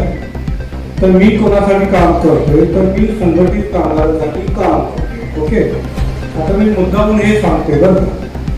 आता गेल्या काळामध्ये 26-27 मुंबईमध्ये माझं ट्रेनिंग होतं. तर ट्रेनिंग कोणतं होतं तर नागरिक सुविधा आणि महाराष्ट्र लोकसेवा हक्क कायदा, त्या 2 कायद्यांचं ट्रेनिंग मुंबईमध्ये होतं. आणि अगदी त्यावेळी दांडेकर मॅडमने मला फोन केला की आता 21 तारखेला कार्यक्रम आपण ठेवला, आपल्याला योजनांची माहिती द्यायची आहे, तुम्ही अवेलेबल आहात का. निश्चितच मी 30 तारखेला मध्ये आलोय आणि आज तुमच्या समोर उभा आहे. का सांगतोय कारण फारशी तयारी नाहीये, लक्षात घ्या. आता मी काय करेन की आता मी जे काय करतोय अगदी सोप्या भाषेत तुम्हाला मी सांगेन. ओके, त्यामधूनही तुम्हाला काही अडचणी असतील त्यात मी मला विचारू शकतो. ओके, आता जो अनुभव माझा आहे, आता पूर्वी मी पश्चिम महाराष्ट्रात काम करत होतो, त्यावेळेस माझी गोष्ट होती कल्याणची. ओके, आता त्या ठिकाणी माझ्याकडे जबाबदारी होती 3 औद्योगिक वसाहतींची, म्हणजे इमर्जन्सी एरियाज. आणि आता इथं आल्यानंतर मात्र ती बदलली आहे. आता मी अधिकारी झालोय आणि आता माझ्याकडे आले 3 जिल्हे, म्हणजे रायगड, रत्नागिरी आणि सिंधुदुर्ग. म्हणजे कामाचा व्याप वाढला आहे आणि त्या पद्धतीनं माझं काम पण मला वाढवायचं आहे. म्हणून मी काय केलं, पहिल्यांदा जावेकर मॅडमची भेट घेतली. किंवा माझ्याकडे जो निधी येतो तो निधी मला इथं चिपळूणमध्ये जर खर्च करायचा असेल तर त्यासाठी आपल्याला काय करायचं. लगेच त्याबरोबर आपण वार्ड वाईज आपण लोकांना एकत्र करू, तुमच्या योजनाची माहिती देऊ, त्यातून लाभार्थी वाढवण्याचा प्रयत्न करू. एका जोरदार काय होऊन जाऊ देत. कारण का आता 3% सुरुवातीला काही वर्षापूर्वी मला वाटतं बऱ्यापैकी वयस्कर लोक आहेत तेव्हा त्यांना माहित आहे, अगदी सुरुवातीला रेशन दुकानला आपल्या लाईन असायच्या, गॅसला आपल्या लाईन असायच्या. ओके, त्यानंतर त्यामध्ये अपडेट काय आली, एक खिडकी योजना. म्हणजे आपण काय करायला लागलो, नगरपालिकेत जावा, एका खिडकी प्रत्येक टेबलचं काम आपण तिथं घ्यायचं, म्हणजे थोडंसं सोयीस्कर झालं. आणि त्यानंतर पुढे काय झालं, त्यानंतर शासनानं ई ऑफिस केलं. ई ऑफिस म्हणजे काय, ई ऑफिस म्हणजे अगदी तुमच्या अँड्रॉइडचा मोबाईल असेल किंवा तुमचा घरचा कॉम्प्युटर असेल, त्यातून तुम्ही कोणत्याही गव्हर्नमेंटच्या पोर्टलला जर गेला तर कोणत्याही योजनेचा फायदा तुम्हाला त्यातून घेता येतो. हे झालं ई ऑफिस. ओके, तिथून पुढे काय आलंय, आता बघा शासन आपल्या काय आताचा कार्यक्रम काय आहे, हा जो कार्यक्रम चालू आहे तो काय आहे, शासन आपल्या काय म्हणजे काय, तुम्हाला लाभ द्यायला शासन तुमच्या दारात आहे. मग आपण मागं काय आहे, आपण काय करतोय, नगरपालिकेत गेल्यानंतर हे जे गोष्टी आहेत ना की नगरपालिकेत पण लागलेले तर आपण बघतोय नाही बघत. माझं काय काम आहे, माझं XYZ काम, तेवढं मी काम करणार आणि जाणार, बाकीचा उद्देश नाही. मी का सांगतोय, त्या ठिकाणी महिलांची उपस्थिती जास्त आहे, अगदी माझ्या समोर पण आणि माझ्या सोबत पण, म्हणजे 80% महिला आहेत आणि माझ्यासारखे अगदी 20% पण नसते. ओके, याचा अर्थ काय होतो, तुम्ही जागृत महिला आहात. कुटुंबाचं अर्थकारण ज्याला आपण म्हणतो, जरी आपला नवरा कमवत असेल, आपला सासरा कमवत असेल, तरी कुटुंबाचं आर्थिक नियोजन कोण करतंय, कोण करतंय. ओके, म्हणजे महिला आर्थिक नियोजन करतायत. आज आपण म्हणतोय की तिजोरीची चावी महिलांच्या हातात जर असेल तरच ते कुटुंब शेवटपर्यंत व्यवस्थित राहील, कुठं तिची होळपळ होणार. त्याचा फायदा महिला घेताना दिसत आहे. आता माझ्याकडे काय योजना आहे, अगदी 2000 पासूनच्या 50,000 रक्कमा मी खात्यावरती ट्रान्सफर करते, कुणाच्या, कामगारांच्या किंवा कामगारांच्या कुटुंबातील व्यक्तींच्या. तर या योजनाची माहिती घ्यायला कोण येते माझ्याकडे, फक्त महिला. ओके, त्यासाठी तुम्हाला सांगतो, चांगली गोष्ट आहे. फक्त आता जो हा कार्यक्रम आहे फक्त ऐकण्यापुरता नाहीये. ग्रामविकास झालं, पंतप्रधान आवास योजना झाली, याचा फायदा आपल्याला करून घ्यायचा आहे. आता त्याच्यासोबत मी इथं उभा राहिले. आता माझ्याकडे तुम्हाला देण्यासारखं काय आहे, माझ्याकडे काय आहे, आता आपण जर का बघितलं, चिपळूणची लोकसंख्या जर बघितली तर जवळजवळ 70% लोक ही काम करणारे लोक. ओके, 30% राहतं कोण, व्यावसायिक असतील, रिक्षावाले असतील किंवा तुमची इतर जे कामगार आहेत ते असतील. तर 70% कामगार जे आहेत ते माझ्या अंडर येणारे आहेत. म्हणजे ते MIDC मध्ये काम करतायत, कुठं बँकेमध्ये काम करतायत, कुठं पतसंस्थेमध्ये काम करतायत, असे ते कामगार आहेत. तर त्यांच्यासाठी मी योजना देते. ओके, त्याचं बजेट काय राहतंय, आता विसर्जती बघा. आता मी जेव्हा कल्याण निरीक्षक होतो त्यावेळी मी 2 कोटी वाटवतो. इथं आलो, अधिकारी झालो, तर मागच्या वर्षी केवळ 1 कोटीपर्यंत पोहोचलो. कसा बघा का, त्याचं कारण येत आहे. पश्चिम महाराष्ट्रामध्ये काय आहे, सहकार कामगार आणि औद्योगिक कामगार असे 2 विभाग आहेत. कोकणात बघितलं तर सहकार कामगार फार कमी आहे. ओके, आणि सहकार कामगार आपल्या सर्वांना माहित आहे, सरकारमध्ये कामगारांची भरती ही एक्सेस असते. त्यामुळं जो कामगार शिल्लक आहे, ज्याच्या हातात काम नाही, तो काय करतोय, तो शासनाचा निधी आपल्या कारखान्यामध्ये कसा येईल यासाठी तो प्रयत्न करतो. ते चित्र इथं नाही आहे. इथं सगळा औद्योगिक कामगार म्हणजे लोटे मेडिसिनला असू दे किंवा काही कळकोलीतला असू दे किंवा खेळडीतला असू दे, तो औद्योगिक कामगार आहे. त्याच्या उत्पादनाशी तो बांधील आहे. मी उत्पादन जर केलं तर मला पगार मिळणार आहे, पण त्याच्याकडे वेळ नाही आहे शासकीय सुविधांचा लाभ घ्यायचा. मग त्याच्या घरातील एक महिला सदस्य म्हणून आपण पुढे यायला पाहिजे. ओके, तर माझी अपेक्षा ही आहे की आता तुमची उपस्थिती, हीच उपस्थिती तुमची लेबर वेलफेअर सेंटरला असायला पाहिजे. कोणत्या योजना आहे त्याची माहिती तुम्ही घ्यायची आहे आणि त्या माहितीद्वारे ज्या योजनांचा लाभ, म्हणजे मी आता तुम्हाला सांगितलं, मी 1 कोटी मागच्या वर्षी वाटले, तर या वर्षी म्हणजे आता येणारा आर्थिक वर्ष जे आहे ते 26-27, या वर्षामध्ये किंवा 2 कोटीला आपण जातोय का, यासाठी मला तुमची मदत पाहिजे. ओके, तर आता यामध्ये थोडंसं फास्ट घेतोय, योजना जास्त आहे, तुमच्यापर्यंत पोहोचायला पाहिजे. आता सर्वसाधारण शिष्यवृत्ती योजना जी आहे ना, तर त्यामध्ये 2000 पासून ते 5000 पर्यंतचे लाभ आपण देतोय. कामगाराच्या मुलांसाठी योजना आहे किंवा कामगाराच्या पत्नीसाठी ही योजना आहे, स्वतः कामगारासाठी नाही. त्याचं कारण काय आहे, कामगार काम करतोय म्हणजे कमवतोय, म्हणून ही योजना कामगार पाल्यांसाठी सीमित केली. ओके, तर त्यासाठी आपल्याला काय लागतंय, चालू शिक्षणाचा दाखला. म्हणजे आता तो शिकतोय, शिष्यवृत्तीचा एक नियम आहे, जो शिकतोय त्याला शिष्यवृत्ती. त्या नियमानुसार त्यानं सिद्ध केलं पाहिजे की तो शिकतोय, म्हणून त्याचं बोलणं आहे. आता दुसरा निकष काय आहे, दुसरा त्याचं गुणपत्रक, म्हणजे मागच्या वर्षीचं गुणपत्रक, मग ते वर्षाचं असू दे किंवा 6-6 महिन्याचं सेमिस्टर वाईज असू दे.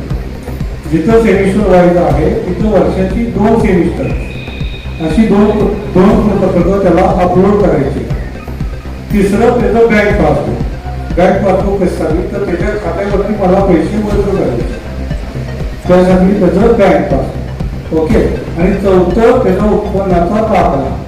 आता उत्पन्नाच्या दाखल्यामध्ये 2 व्हॅलिड डॉक्युमेंट आम्ही पकडले. ते कोणती, तर त्यामध्ये कंपनीनं दिलेला उत्पन्नाचा दाखला किंवा त्याचा 16 नंबरचा फॉर्म, म्हणजे जे IT रिटर्न भरतात त्यांना 16 नंबरचा फॉर्म मिळतो, तो फॉर्म त्याला अपलोड करा.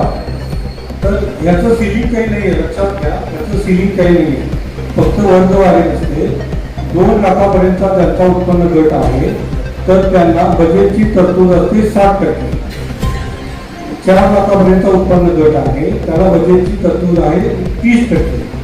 आणि 4 लाखापेक्षा जास्त ज्यांचा उत्पन्न गट आहे त्याला बजेटची तरतूद आहे 20%. म्हणजे याचा अर्थ असा होतो, ज्याला इन्कम कमी आहे त्याला लाभ जास्त मिळाला पाहिजे. म्हणून फक्त वर्गीकरणासाठी तुमचा इन्कमचं सर्टिफिकेट आणावं लागतं, बाकी विषय कुठला नाही आहे. म्हणजे मला उत्पन्न जास्त आहे तेव्हा मला योजनेचा लाभ घेता येणार नाही असं नाही आहे, लक्षात घ्या. ओके, मग हे साधे 4 डॉक्युमेंट तुम्ही ऑनलाईन अपलोड केलेत ना, तुमच्या खात्यावरती शिष्यवृत्तीची रक्कम येणारच. मात्र तुम्ही अर्ज भरताना जो ते अकाउंटवर इन्सर्ट करताय ना, त्याचा एकही आकडा चुकला नाही चुकला तर मग लेट होणार, तर लेट होणार. ओके, आता शिष्यवृत्ती झाली. सेकंड ऑप्शन आहे परदेश शिक्षण शिष्यवृत्ती.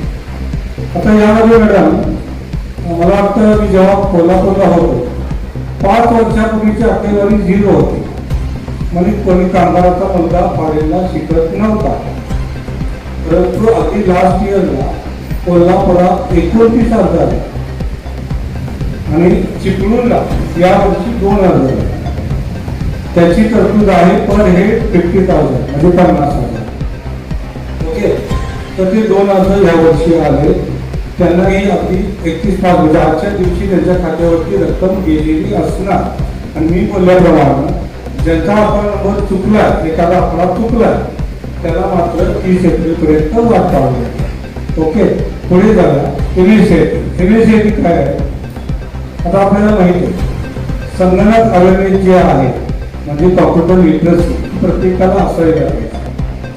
तुम्ही जर काम करत असाल तर तुमचं प्रमोशन होत नाही. तुम्हाला कॉम्प्युटर येत नाही ना, प्रमोशन देता येत नाही. नगरपालिकेला नियम असणारच आहे. प्रायव्हेटला पण तसंच आहे. तुम्ही जर कॉम्प्युटर चालवत नसाल तर तुम्हाला प्रमोशन नाही. ओके, इव्हन तुमची जी मुलं आहे त्याच्या एज्युकेशनमध्ये पण कॉम्प्युटर ॲड झाले. त्यामुळं कॉम्प्युटर ही काळाची गरज आहे, ती तुम्हाला शिकायला पाहिजे. म्हणून इनिशिएटिव्ह स्कीम वर झाली. त्या स्कीमच्या अंडर MKCLचा इनिशिएटिव्ह हा कोर्स ज्यांनी पूर्ण केला नाही तर त्यांना पण 50% रिफंड देतो. आत्ताची 4700 फी आहे, आपण 2350 त्याला रिफंड करतो. ओके, पुढचा आहे टंक लेखन. टंक लेखन मध्ये GCC TBC म्हणजे इंग्रजी, हिंदी, मराठी असे तिन्ही विषयाचं जर तुम्ही कॉम्प्युटर टायपिंग केलं असेल तर तुम्हाला प्रत्येक विषयाचे सेपरेट पैसे तुम्हाला मिळतात. मला वाटतं आता एका विषयाला 6500 अशी फीज आहे. ओके, मग त्यामध्ये 50% रक्कम आपण तुम्हाला देतो. त्याचा अर्थ काय होतं की समजा तिन्ही विषयाचं टायपिंगसाठी तुम्ही जर 18,000 रुपये खर्च केले तर तुम्हाला 9,000 रुपये ऑटोमॅटिक तुमच्या खात्यावरती देत आहे. ओके, हा टायपिंगचा विषय. पुढं टेक्स्टबुक. आता टेक्स्टबुकमध्ये काय आहे? टेक्स्टबुकमध्ये 11वी नंतर पुढं ज्यांना पुस्तकाची खरेदी करावी लागते, रेफरन्स बुक सोडून बरं का, रेफरन्स बुक गाईड अलाउड नाही आहे. जी क्रमिक पुस्तकं आहेत जी तुम्हाला सिलेबससाठी लागतात त्यांच्या खरेदीपोटी तुम्हाला 50% रक्कम रिफंड होते. ही एक गोष्ट आहे. आणि या सगळ्या बहुमतामध्ये योजना आहेत ना, कुठची मोठी योजना आहे की गंभीर आजार उपचार सरकारी योजना. त्यामध्ये एखादा कामगार किंवा कामगाराच्या कुटुंबातील व्यक्ती, मला वाटतं निवडणुकीने मुलाशी उल्लेख केला होता, गंभीर स्वरूपाचे आजार, त्याला ठराविक निकष म्हणजे ज्या आजारासाठी तुम्हाला आयुष्यभर औषधं घ्यावी लागतात ते गंभीर आहे. तर त्यासाठी तुम्ही जर तुमचा 1 लाखाच्या वरती जर खर्च झाला असेल तर तुम्ही तुमची बिलं फक्त ऑनलाईन अपलोड करायची. तुम्हाला 25,000 निवेद मिळतो. ओके, त्याचा अर्थ काय होतोय?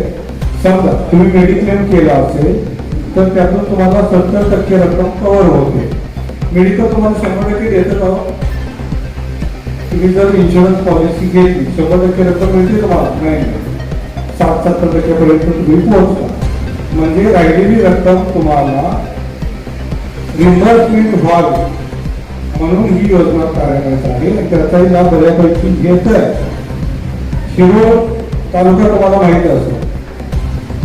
शिरोळ तालुका कॅन्सरसाठी प्रसिद्ध आहे. म्हणजे किती असेल तिथं ऑर्गॅनिक शेती नाही आहे, म्हणजे औषधाचं प्रमाण जास्त आहे, त्यामुळे कॅन्सर मोठ्या प्रमाणात तिथं आहे.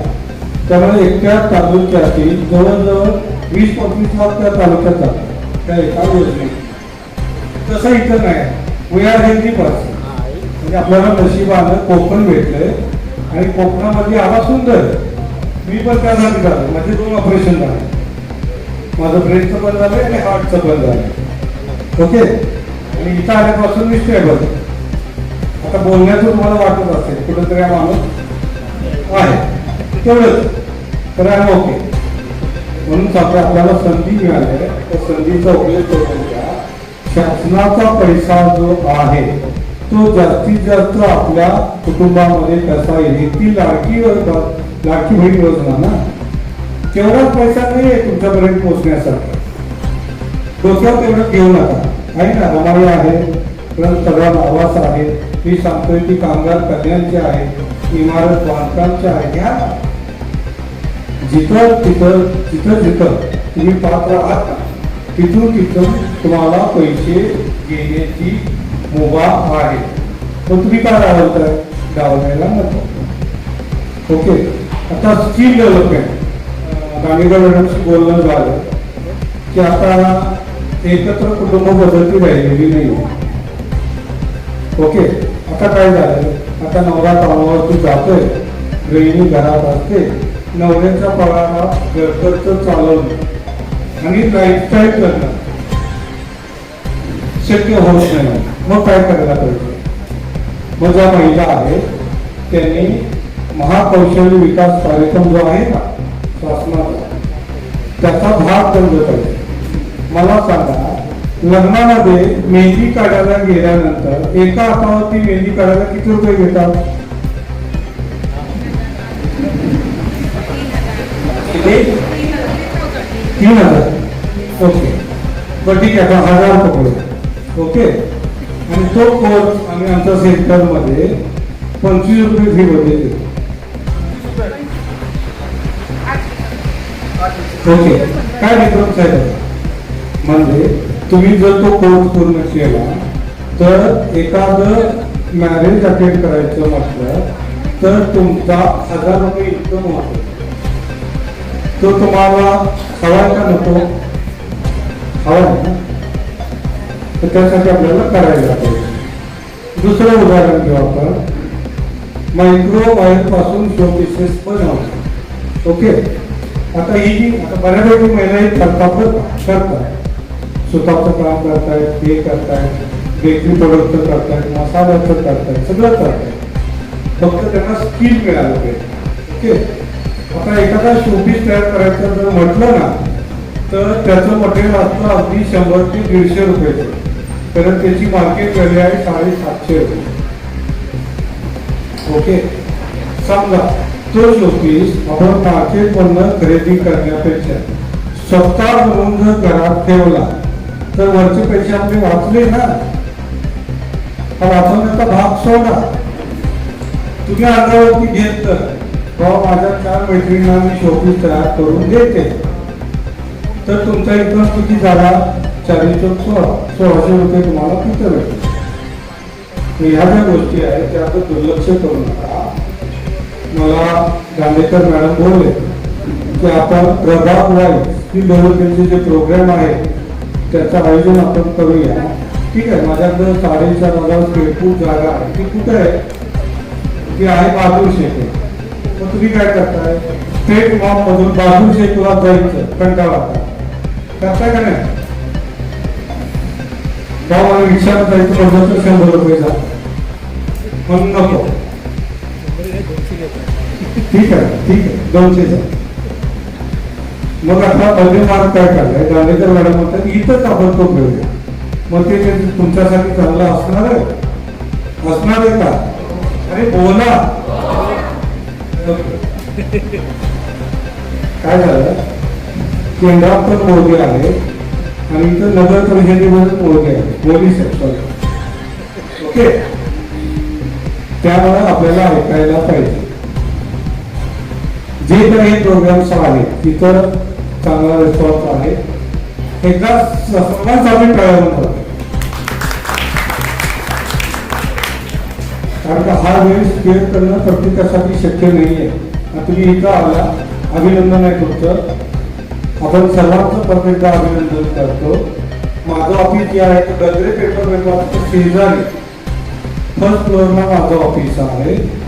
जे माझ्या निकषामध्ये बसतात, ज्यांचे घरातील मेंबर MIDC मध्ये काम करतायत, पतसंस्थेमध्ये काम करतायत, बँकेत काम करतायत, ST मध्ये काम करतायत, MSCB मध्ये काम करतायत, इन्शुरन्स कंपन्यामध्ये काम करतायत किंवा तुमच्या वैशिष्ट्य दूध मध्ये काम करतायत, असे जे कोण असतील निश्चित ऑफिसला या आणि ज्या माझ्याकडे रक्कमा आहे त्या तुमच्या खात्यावर वर्ग करण्याची संधी मला आहे. का संधी मागतोय मी? कारण माझा पैसा कुठे चाललाय? माझा पैसा चाललाय मराठवाड्यात, माझा पैसा चाललाय विदर्भात. का? तुम्ही लोक फायदा घेतच नाही ना, तुम्ही अर्जच करत नाही. तुमच्या अँड्रॉइड मोबाईल वरती मी ऍप्लिकेशन दिले महाकल्याण म्हणून, अगदी ते ऍप्लिकेशन जरी तुम्ही ओपन केलं ना तरी तुम्ही लाभ घेऊ शकता, तरी नाही. जे आपण काय करतोय, आपण फक्त ऑनलाईन मार्केटिंग एवढाच विषय डोक्यात ठेवतो. ओके, म्हणजे मुंबईच्या मार्केटमध्ये कपड्याचा भाव चालू आहे किंवा गोव्याच्या मार्केटमध्ये काय चालू, एवढंच आपण बघतो. त्याच्या पलीकडे जावा जे गव्हर्नमेंटचे ऍप आहेत. मला वाटतं मॅडम आपला 10 तारखेचा कार्यक्रम झाला ना, 10 तारखेला आपण महिला दिन साजरा केला. मॅडम होता त्या ठिकाणी. त्या ठिकाणी पण महिलांचं काय होतं की महिला आपल्या आरोग्याकडे दुर्लक्ष करतात. कारण मी उल्लेख केला, महिला कोण आहे, म्हणजे कुटुंबाचं आर्थिक व्यवस्थापन करणारी महिला असते. मग ती काय करते की बाबा माझ्या औषधांचा, माझ्या तपासण्याचा खर्च जर मी केला तर कुठंतरी माझं फॅमिलीचं बजेट डिस्टर्ब होईल. मग ती काय करते, नाही कर तपासण्या करत नाही.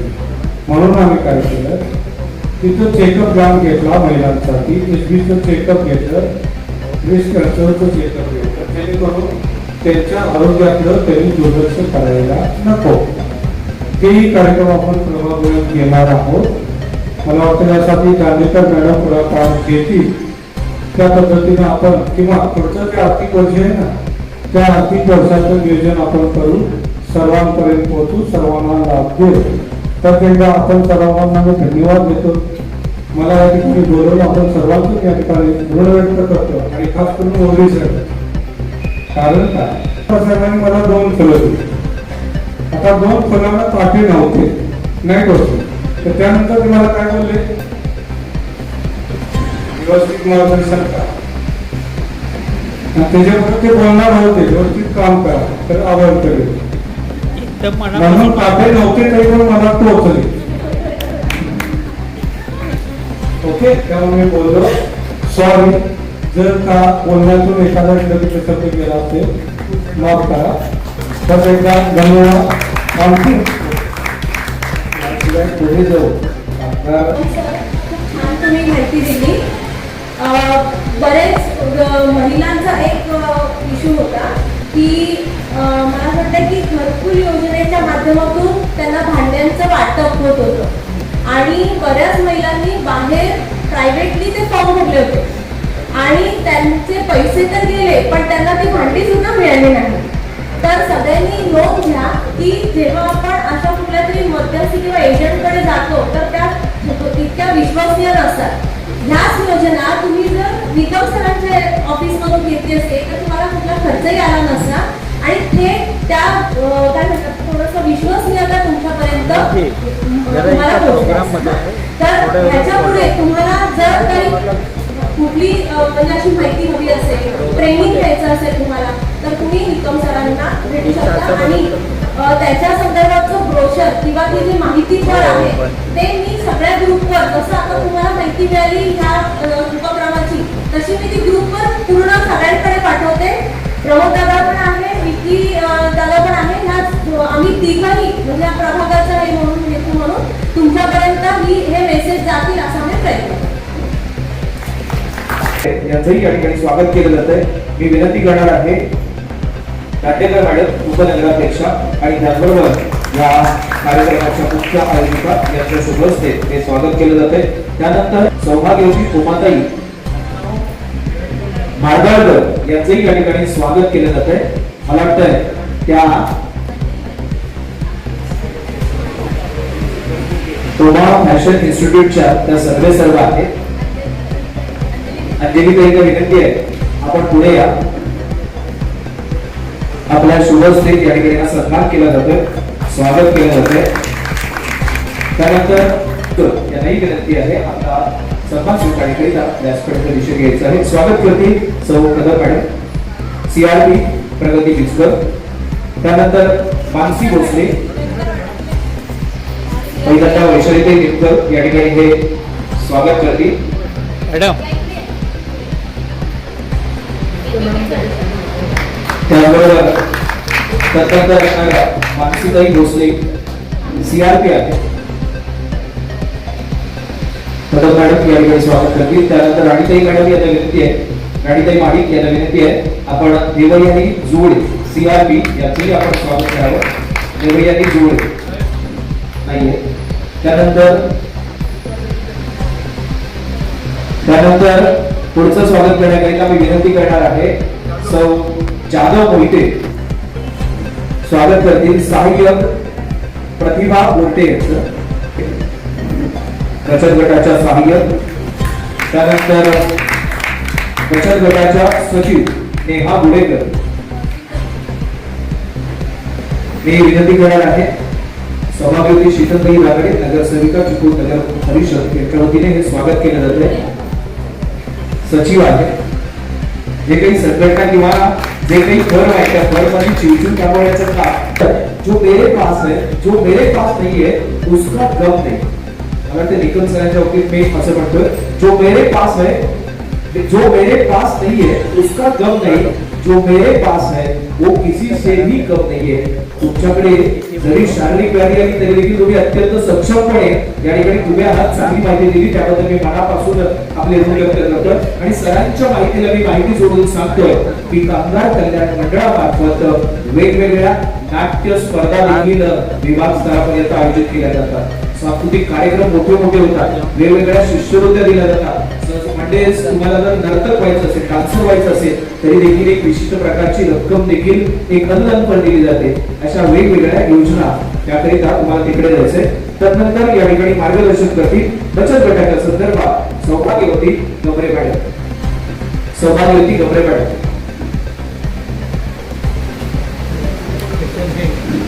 प्रथमतः मी त्यांचं स्वागत करण्याची विनंती करणार आहे. रुपालीताई काटेकर यांना विनंती करतोय आपण त्यांचं स्वागत करावं. मी पूर्ण पत्ता सांगतोय याचा मी पूर्ण पत्ता सांगणार आहे. क्लास 4 MSCB ते आजवडे सर आहेत. सरांनी माझा परिचय करून दिला. ते माझ्या मुलगा आणि मुलगी या दोघांचे पण शिक्षक आहेत आणि त्यांच्या सूत्रसंचालनावर तुम्हाला कळलं असेल ते खरंच शिक्षकांचं काम चांगलं करतात. बरं, सर्वांना नमस्कार. आज या शिबिराच्या ठिकाणी आपल्याला चिपळूण नगर परिषदेचे माननीय नगराध्यक्ष सकपाळ सर यांनी सदिच्छा भेट दिली आणि त्यांनी अतिशय मोलाचं मार्गदर्शन करून ते त्यांच्या कामानिमित्त निघून गेले. आणि या कार्यक्रमाच्या ज्यांनी नियोजन अतिशय सुंदर केलेलं आहे ते आपल्या चिपळूण नगर परिषदेच्या उपनगराध्यक्ष मॅडम दांडेकर मॅडम, आपल्या चिपळूण नगर परिषदेचे मुख्याधिकारी साहेब जाधव साहेब आणि सर्व स्थायी समितीचे सभापती सदस्य, सन्माननीय नगरसेवक नगरसेविका आणि पत्रकार बंधू आणि तुम्ही सगळेजण उपस्थित राहिलात. आणि मला विषय निघाला की बचत गट. आता बचत गट म्हणजे काय तर केंद्र शासन पुरस्कृत दीनदयाळ अंत्योदय योजना राष्ट्रीय नागरी उपजीविका अभियान आहे. तर त्या अभियानमध्ये चिपळूण नगर परिषदमध्ये मी समुदाय संघटक म्हणून काम करते. तर आपल्या चिपळूणमध्ये शहरी भागामध्ये एकूण 321 बचत गट स्थापन केलेले आहेत प्रत्येक विभागामध्ये. आणि आपल्या प्रत्येक वॉर्डमध्ये 10 वस्तीस्तर संघ स्थापन केलेले आहेत. आणि पूर्ण चिपळूण 321 बचत गटांचा मिळून एक शहर संघ स्थापन केलेला आहे. तर आता जे आपल्या CRPचा आपण सत्कार केला तर ते आपल्या प्रत्येक विभागामध्ये बचत गटाचं काम करतात. आणि आपला शहर संघ जो आहे त्याची आपण प्रत्येक वस्तीमध्ये जे आपण वस्तीस्तर संघ केलेले आहेत तर त्यांचे धर्मादाय आयुक्त कार्यालय इथं रजिस्ट्रेशन केलेलं आहे. आणि आता आपल्या पेटमापमध्ये कालिका माता वस्तीस्तर संघ आणि एकता वस्तीस्तर संघ हे 2 वस्तीस्तर संघ स्थापन केलेले आहेत. आणि त्या संघाच्या आपल्या डेरे मॅडम आहेत, सीमा दांडेकर मॅडम, पूर्वा कांबळे मॅडम, दर्शना पवार मॅडम पण इथं उपस्थित आहेत. आणि आपला जो शहर संघ आहे त्याची पण कार्यकारिणी तयार केलेली आहे. त्याचं पण आपण धर्मादाय आयुक्त रजिस्ट्रेशन केलेलं आहे. तर ते आपल्या पूर्ण शहर संघाच्या अध्यक्ष उषा पवार मॅडम आहेत. त्या आजारी असल्यामुळे त्या आजच्या कार्यक्रमाला येऊ शकल्या नाही. आणि आपल्या गुडेकर मॅडम सचिव आहेत. आणि कार्यकारिणी सदस्यामध्ये सदस्य रंजिता ओतारे आहेत, परत आशा महाडिक आहेत, आणि जान्हवी गुडेकर आहे, अशा आपल्या कार्यकारिणीमध्ये त्या सदस्य आहेत. तर बचत गट म्हणजे काय?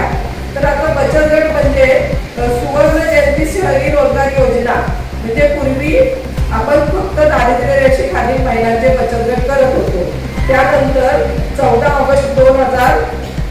28 ऑगस्ट 2014 मध्ये दीनदयाल अंत्योदय योजना राष्ट्रीय नागरिक उपजीविका अभियान चिपळूण नगर परिषद मध्ये म्हणजे पूर्ण महाराष्ट्रामध्ये सुरू झालं आणि त्या अंतर्गत आपण बचत गट स्थापन केले प्रत्येक वॉर्डमध्ये. तर बचत गट म्हणजे काय? तर 10 महिलांचा बचत गट असतो.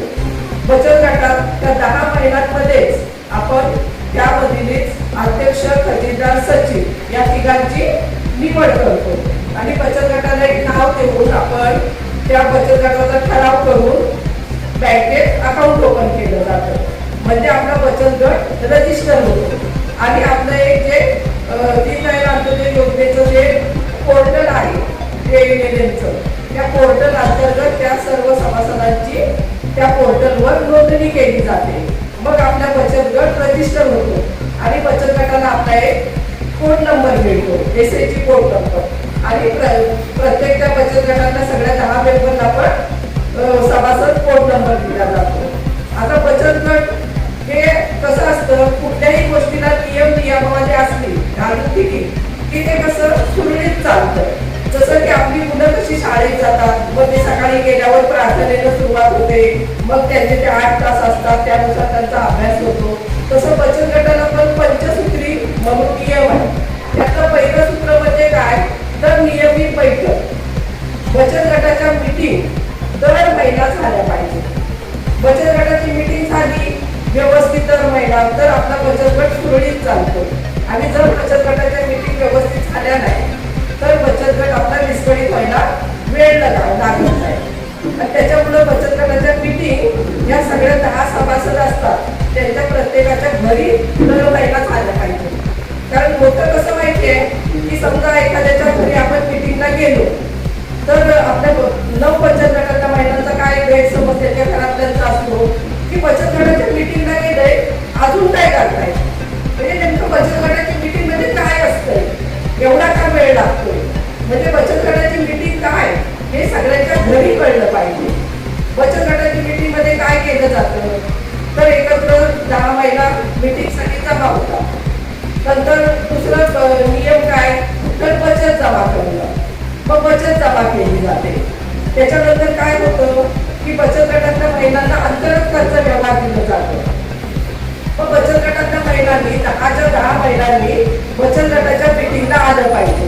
जर बचत गटाच्या मीटिंगला 9 महिला आल्या, 10वी महिला आली नाही आणि नेमकं बचत गटातलं काय होतं, बचत जमा होते आणि मग अंतर्गत कर्ज वितरण केलं जातं आणि त्यावेळी बचत गटातली समजा 10वी महिला आली नाही आणि तिलाच पैशाची गरज असली आणि ती आली नाही, बाकी 9 सभासदांमध्ये ते कर्ज वाटप वगैरे झालं आणि 10वी महिला आली नसल्यामुळं तिला कर्ज मिळत नाही आणि मग ती दुसऱ्या दिवशी येते आणि म्हणते मला पैशाची गरज होती.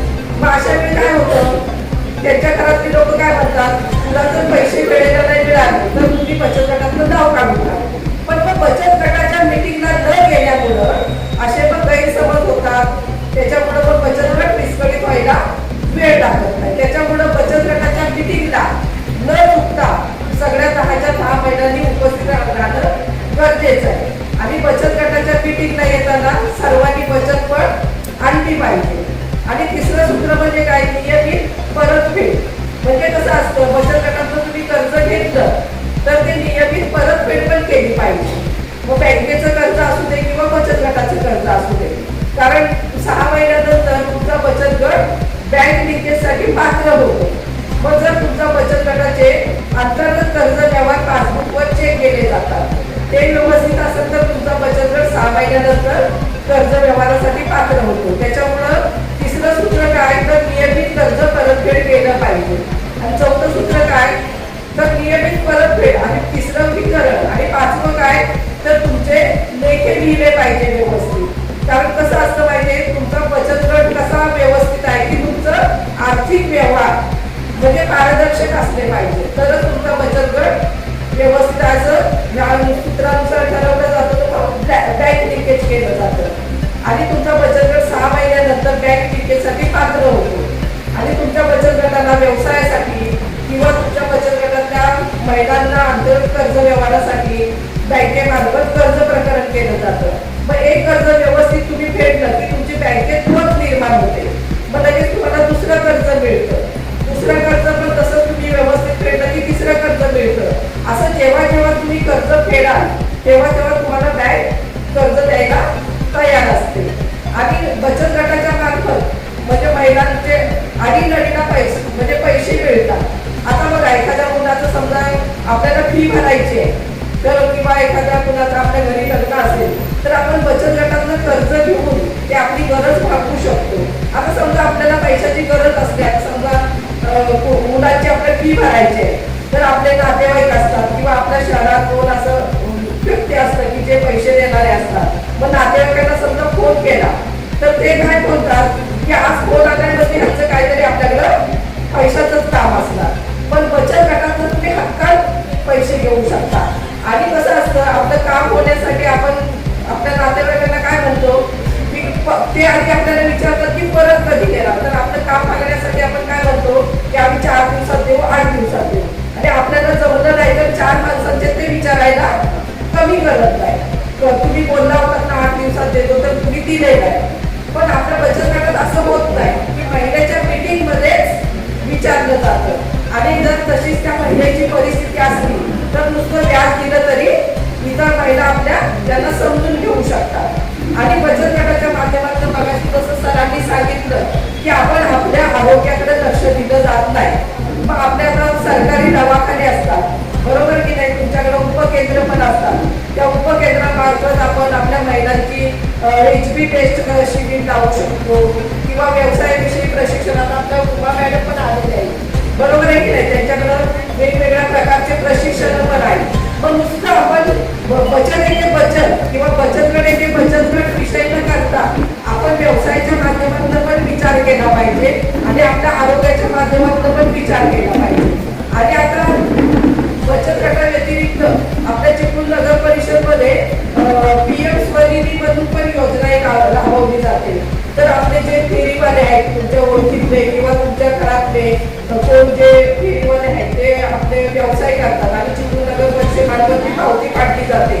तर त्या फेरीवाल्यांना चिपळूण नगरपालिकेत येऊन पहिलं कर्ज 15,000चं ते 12 महिन्याच्या मुदतीत असतं. नॅशनलाइज बँकेत अकाउंट असलं पाहिजे त्या व्यक्तीचं, आधार कार्ड, पॅन कार्ड आणि ती पावती असं करून ते 15,000चं कर्ज दिलं जातं. ते 1 वर्षानंतर त्यांना ते परतफेड झाले की दुसरं कर्ज 25,000, त्याला 18 महिन्याची मुदत असते आणि ते फेड झाल्याच्या नंतर तिसरं कर्ज 50,000, त्याला 36 महिन्याची मुदत असते.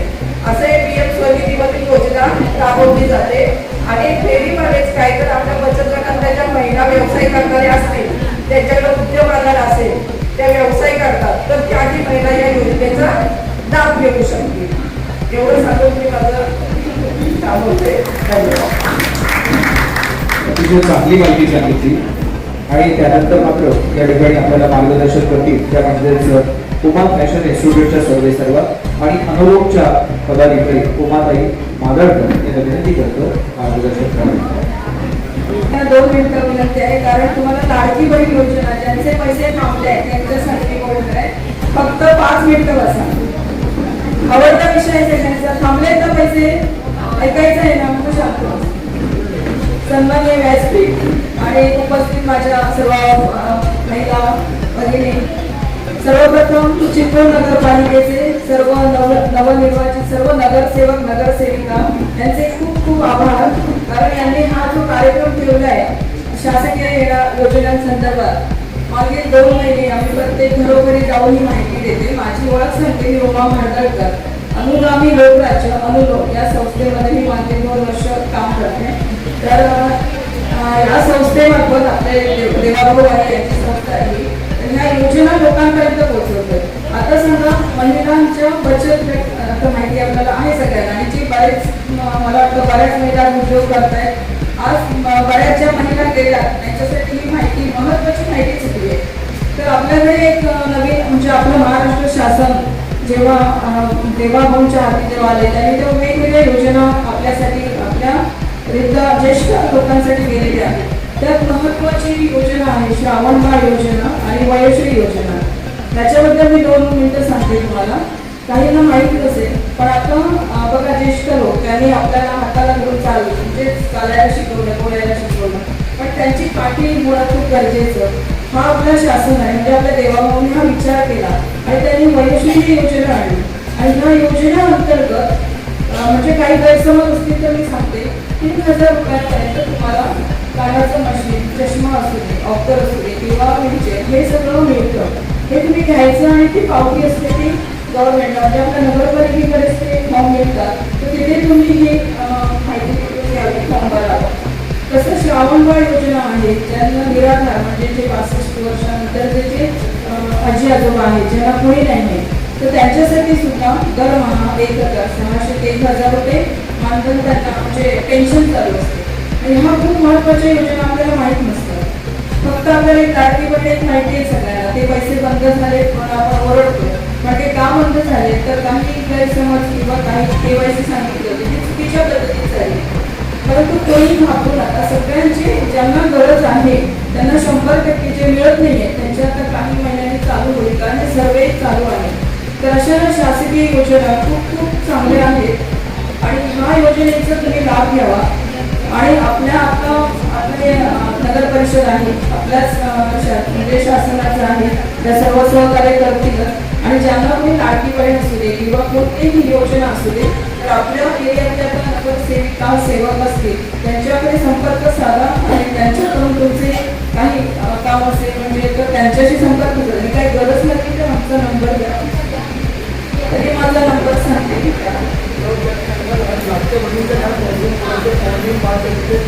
लाडक्या बहिणी संदर्भात कुणाकडे पैसे थांबले जातात म्हणजे त्यांचे येत नाही, तर ज्यांचे येत नाही त्यांनी जर नंबर घ्या माझा, एक सांगते 947 393 6441. आणि मगाशी सूत्रसंचालन सरांनी तर खूप सुंदर सांगू, परत सांगू का? 940 393 6441. 940 393 6441. आणि तुमच्या आजूबाजूला कोणी ज्येष्ठ नागरिक असतील तर त्यांना सुद्धा हा संधीचा लाभ मिळावा. पण आपल्या उपनगराध्यक्ष किंवा तुमचे नगरसेवक कोणी असतील त्यांच्याशी संपर्क साधून द्या. आता ते सूत्रसंचालन सरांनी खूप सुंदर केलं. तसंच बरंच तुम्ही पण कंटाळा, मी इथेच थांबते, पुन्हा मी येईनच आपल्या मॅडम जवळ. आपण नक्की तुमच्या काही शंका असतील त्यांच्या घरी आपण भेटू. आणि मॅडमला धन्यवाद, मला इथे बोलून कार्यक्रमाचं आयोजन चिपळूण नगर परिषद यांच्यामार्फत प्रधानमंत्री आवास योजना शहरी, रबाई आवास योजना शहरी, त्याचबरोबर दिव्यांग राखीव निधी 5%, बचत गट या उद्घाटन सोहळ्याच्या निमित्ताने मनोगत व्यक्त करत आहेत ते म्हणजेच विकी नवेकर.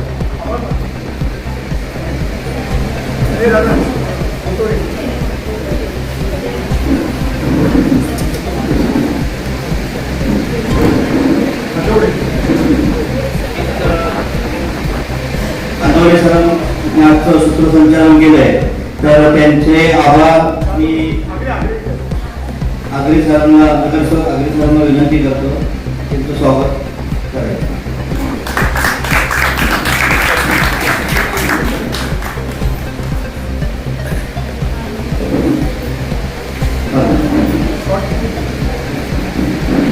चिपळूण नगर परिषद चिपळूण यांच्या माध्यमातून मोफत शासनाच्या योजनेची आज माहिती इथं उपलब्ध ह्या विभागात करून दिली.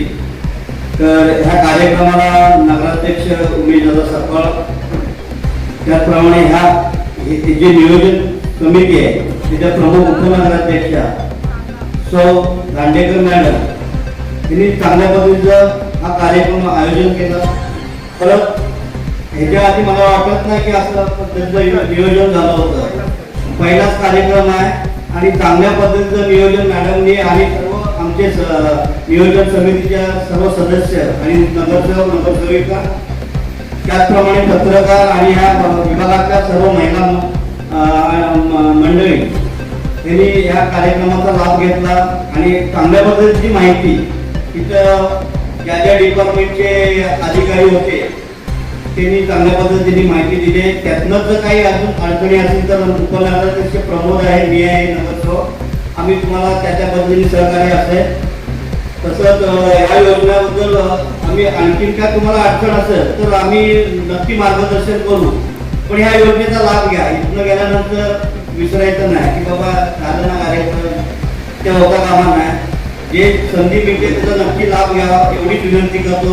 आणि हा कार्यक्रम चांगल्या पद्धतीचं नियोजन चांगल्या पद्धतीने पार पडला त्याबद्दल उपनगराध्यक्षा रुपालीताई दांडेकर यांचे शतशः आभार मानतो. त्याचप्रमाणे संदीप आपले बापू साळवेकर यांनी या पद्धतीने चांगले नियोजन केले. पुढील कार्यक्रम मला वाटतं किती प्रभागात आहे? 7 प्रभागात कार्यक्रम आहे. ते सगळ्या डिटेल तिथं आम्ही दिलेलं आहे. त्या पद्धतीने याचं नियोजन होईल. आणि असं याच्या पुढे कोणत्या योजना येतील तर उपनगराध्यक्षा आणि नगरपालिकेच्या माध्यमातून आपल्यापर्यंत येईल सगळं कळवलं जाईल. आणि वाटतं हा एक कार्यक्रम ह्याच्या पुढे होती एवढं बोलून आणि हा कार्यक्रम इथं संपल्याचं जाहीर करतो. आणि त्याचप्रमाणे सर्व कर्मचारी नगरपालिकेचे यांचे वेळात वेळ म्हणजे इथं चांगल्या पद्धतीने नियोजन केलं त्यांचे त्यांनाही आभार त्यांचे व्यक्त करतो. आणि हा कार्यक्रम इथे संपला असे जाहीर करतो. धन्यवाद.